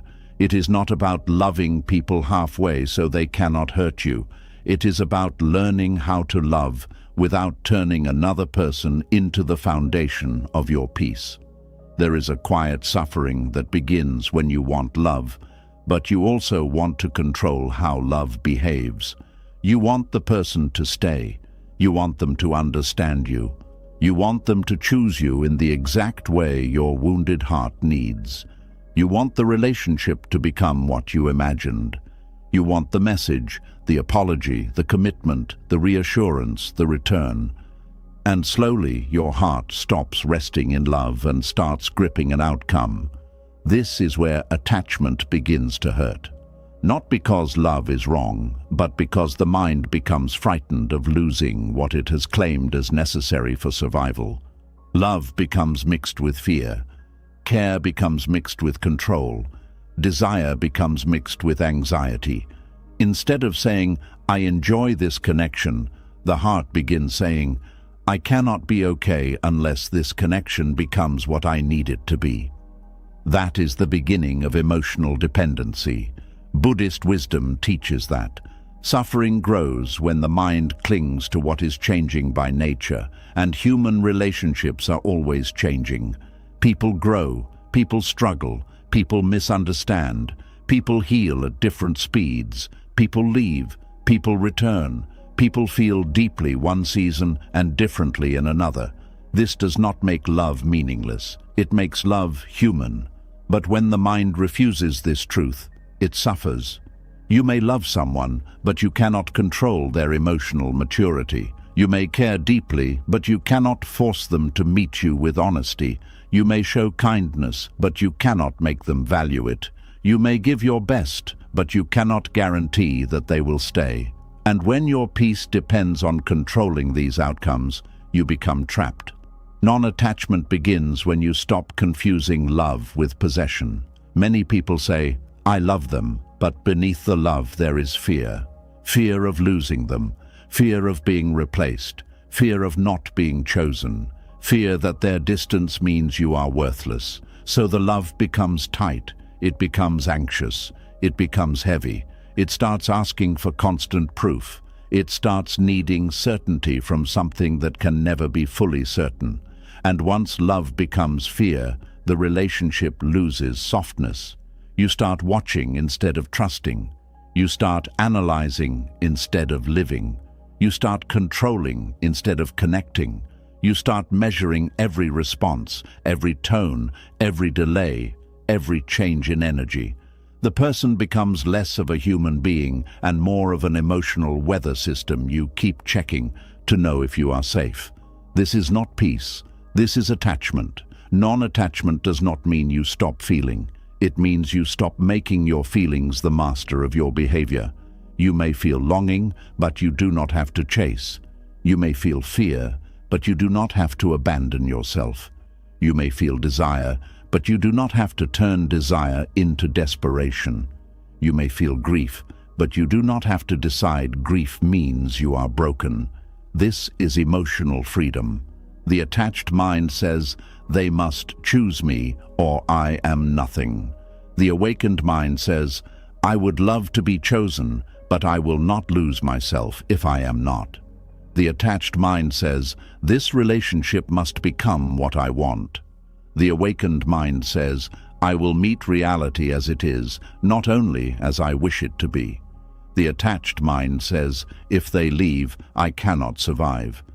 The awakened mind says, "If they leave, I will grieve, but I will remain with myself." That difference changes the entire experience of love. Most people do not suffer only because someone leaves. They suffer because they built an entire emotional story around the person staying. They created a future in their mind. They imagined healing through that relationship. They attached their identity to being wanted by that person. So when reality changes, they do not only lose the person, they lose the dream, the fantasy, the imagined version of themselves that existed inside that outcome. This is why attachment to outcomes creates such deep pain. You are not only grieving what happened, you are grieving what you hoped would happen. And sometimes the imagined future hurts more to lose than the actual relationship. You may have been attached to the idea that this person would finally make you feel chosen, finally prove you were lovable, finally heal the wound left by everyone who failed to see you before. But that is too much power to place in another human being's hands. No person should become the final judge of your worth. No relationship should become the only doorway to your peace. No outcome should decide whether you belong to yourself. Buddhist non-attachment invites you to release this burden. It asks you to love with open hands, to care deeply but not cling tightly, to show up honestly but not force what refuses to grow. To offer love but not use love as a contract demanding that reality obey your fear. This is difficult because many people were taught that love means holding on no matter what. But sometimes holding on is not devotion. Sometimes it is fear refusing to bow to truth. There is a difference between commitment and clinging. Commitment is conscious. Clinging is desperate. Commitment respects both people's humanity. Clinging tries to control someone so you do not have to feel loss. Commitment creates steadiness. Clinging creates pressure, and pressure slowly suffocates love. When you are attached to an outcome, you stop seeing the person clearly. You see what you need them to become. You see your hope, your fear, your fantasy, your unmet childhood longing. You may ignore who they actually are because accepting reality would threaten the outcome you want. This is why attachment creates emotional confusion. You see inconsistency but call it potential. You feel anxiety but call it passion. You notice distance, but call it complexity. You experience pain, but call it love. The mind, under attachment, edits reality to protect desire. But Buddhist awareness does the opposite. It gently returns you to what is true. Not to punish you, but to free you. It asks, what is actually happening here? Not, what do you wish was happening? Not, what are you afraid to admit? Not, what story are you telling yourself so you can keep holding on? Just this simple, powerful question, what is real? This question can break illusions. And yes, truth can hurt. But illusion hurts longer. When you practice non-attachment, you begin seeing that love is not proven by how much suffering you can endure. Love is not measured by how long you can wait for someone to become kind, present, honest, or ready. Love is not made holy by self-abandonment. Sometimes the most loving thing you can do is stop forcing a connection that is teaching you to betray your own soul. Non-attachment teaches you to release the need to make people different from who they are showing themselves to be. This does not mean giving up too quickly. It does not mean every difficulty means you should leave. Relationships require patience, communication, forgiveness, and growth. But non-attachment helps you see the difference between growth and repeated suffering, between a person trying and a person merely apologizing, between temporary struggle and chronic emotional starvation. When you are attached, you cling to words. When you are aware, you observe patterns. Words can comfort attachment, but patterns reveal truth. A person can say they care, but their behavior shows whether care has roots. A person can say they will change, but consistency shows whether change is real. A person can say you matter, but your nervous system often knows whether you are emotionally safe. Non-attachment gives you the courage to believe what life is showing you. This courage is not harsh, it is compassionate. Because every time you deny reality, you extend your suffering. Every time you cling to what is not choosing you, you delay your return to yourself. Every time you force an outcome, you trade peace for control. And control is exhausting. Many people do not realize how much energy they spend trying to control emotional outcomes. They plan what to say so someone will respond warmly. They adjust their personality so someone will stay interested. They hide pain so the connection does not become uncomfortable. They overthink every move, hoping to secure love. But love that must be secured through constant self-monitoring is not peace. It is emotional labor. Non-attachment allows you to stop auditioning for your place in someone's life. You show up honestly, you communicate truthfully, you love sincerely, and then you allow reality to reveal whether the connection is capable of meeting you. This is not passivity, it is wisdom. Passivity says, I will accept anything. Wisdom says, I will stop forcing what does not bring peace. Passivity abandons boundaries. Wisdom honors them. Passivity stays because it fears loss. Wisdom stays only where love and respect can breathe. This is why non-attachment is not weakness. It is one of the strongest forms of self-respect. It takes strength to love without controlling. It takes strength to care without begging. It takes strength to desire without becoming desperate. It takes strength to let someone be who they are, even when who they are cannot meet your heart. And it takes deep strength to walk away from an outcome your wounded self desperately wanted. Many people resist non-attachment because they think it means loving less. But in truth, attachment often prevents real love. When you are attached, you are not always loving the person. You may be loving what they give you, what they represent, how they soothe you, how they make you feel chosen. Your love becomes mixed with need. Non-attachment purifies love.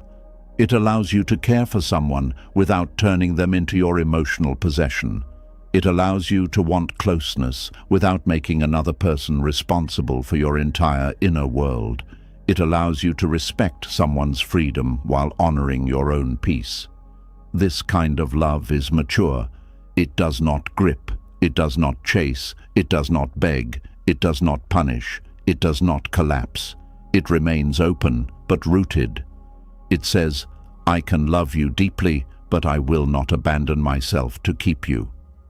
That sentence is the heart of Buddhist self-worth. Because attachment often asks you to abandon yourself for an outcome. It asks you to wait beyond your capacity. It asks you to shrink your truth. It asks you to tolerate confusion. It asks you to silence your needs. It asks you to make another person's presence more important than your own peace. Non-attachment asks something different. It asks you to stay awake, to notice craving, to notice fear, to notice the urge to control, to notice the stories your mind creates, to notice when love becomes dependency, and instead of judging yourself, you simply observe. Observation creates space. In that space, you find choice. Without awareness, you react automatically. You chase, you beg, you over-explain, you cling, you panic, you abandon yourself. But with awareness, you can pause and ask, what would self-respect do here? That pause is sacred. It is the place where old patterns begin losing power. A person practicing non-attachment still feels pain, but they no longer obey every fear. They may miss someone, but they do not return to what destroys them. They may desire reassurance, but they learn to soothe themselves. They may hope for love, but they do not build their identity around the outcome. This is how emotional dependency begins to weaken, not through force, not through pretending, but through repeated moments of choosing awareness over craving. You choose not to send the desperate message. You choose not to explain your worth again. You choose not to chase someone's inconsistency. You choose not to turn silence into self-hatred. You choose not to make rejection mean you are nothing. Small choices become inner freedom, and slowly your nervous system begins learning something new. Love can exist without panic. Desire can exist without desperation. Connection can exist without control. Loss can hurt without destroying you. This is the training of the heart. At first, non-attachment may feel like loss because you are used to confusing intensity with love. The absence of emotional chaos may feel empty. The lack of chasing may feel strange. Peace may feel unfamiliar. But over time, you begin realizing that calm is not emptiness. Calm is what your spirit needed all along. The more you practice non-attachment, the more you stop needing relationships to follow your fear's script. You stop demanding that one person become your proof, your savior, your home, your healing, your identity. You allow people to be human, and you allow yourself to be whole. This does not make love smaller. It makes love cleaner. You can enjoy someone without clinging to them. You can appreciate affection without becoming dependent on it. You can build intimacy without losing your center. You can commit without turning commitment into possession. And if someone leaves, you can grieve without deciding your life is over. This is the inner freedom Buddhism points toward. Not a life without love, but a life where love no longer becomes bondage. Not a heart without desire, but a heart no longer ruled by craving. Not a relationship without emotion, but a relationship without self-abandonment. When you stop attaching your worth to outcomes, relationships become more honest. You no longer force people to play roles they cannot carry. You no longer use love to escape yourself. You no longer confuse control with security. You begin seeing people clearly, and you allow yourself to be seen clearly too. This creates healthier connection, because now love is not built on fear. It is built on presence. You are not asking, will you complete me? You are asking, can we meet each other truthfully? You are not saying, I need you to stay so I can feel worthy. You are saying, I value this connection, but I also belong to myself. You are not clinging to a future that may never arrive. You are living with awareness in the present, and perhaps that is the deepest teaching of all. Attachment lives in fear of the future. It worries about losing, being abandoned, being replaced, being forgotten. Non-attachment returns you to this moment. It asks, what is true now? What is peaceful now? What is loving now? What is honest now?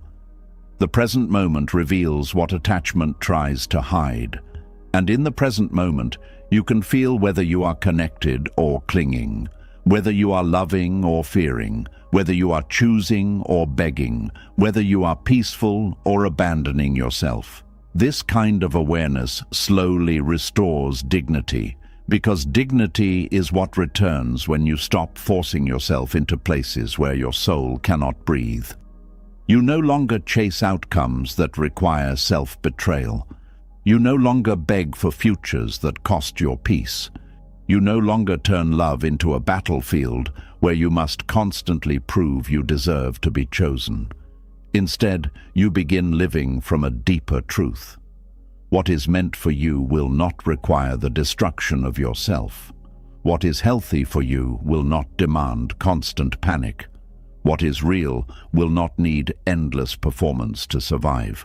And what leaves was never the source of your worth. This is not easy wisdom. It is not soft comfort. It is a discipline, a practice, a daily returning. You will still feel attachment. You will still want outcomes. You will still feel fear when love feels uncertain. But now you can meet those feelings with awareness instead of letting them rule your life. You can place one hand on the heart and say, I want this, but I do not need to lose myself for it. That is non-attachment. You can say, I love this person, but I cannot control their path. That is non-attachment.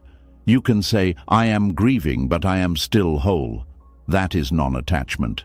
You can say, I hope they choose me, but I choose myself either way. That is liberation, and once this teaching begins living inside you, relationships stop feeling like emotional survival. They become spaces for truth, kindness, growth, and shared presence. You are no longer trying to trap love. You are learning how to let love breathe. Because love held too tightly becomes fear. Love held with awareness becomes freedom.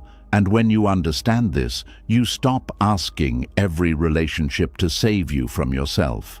You stop turning every outcome into a verdict on your worth. You stop making another person's choice the center of your spiritual life. You return to yourself, again and again, not because you love others less, but because you finally understand that real love can only grow where self-abandonment ends. And maybe that is the truth your soul has been trying to remember this entire time. You were never meant to spend your life begging for love that required you to abandon yourself. You were never meant to shrink your needs, silence your intuition, chase validation, fear solitude, or lose your identity just to feel worthy of being chosen. Throughout these lessons, you saw how attachment creates suffering.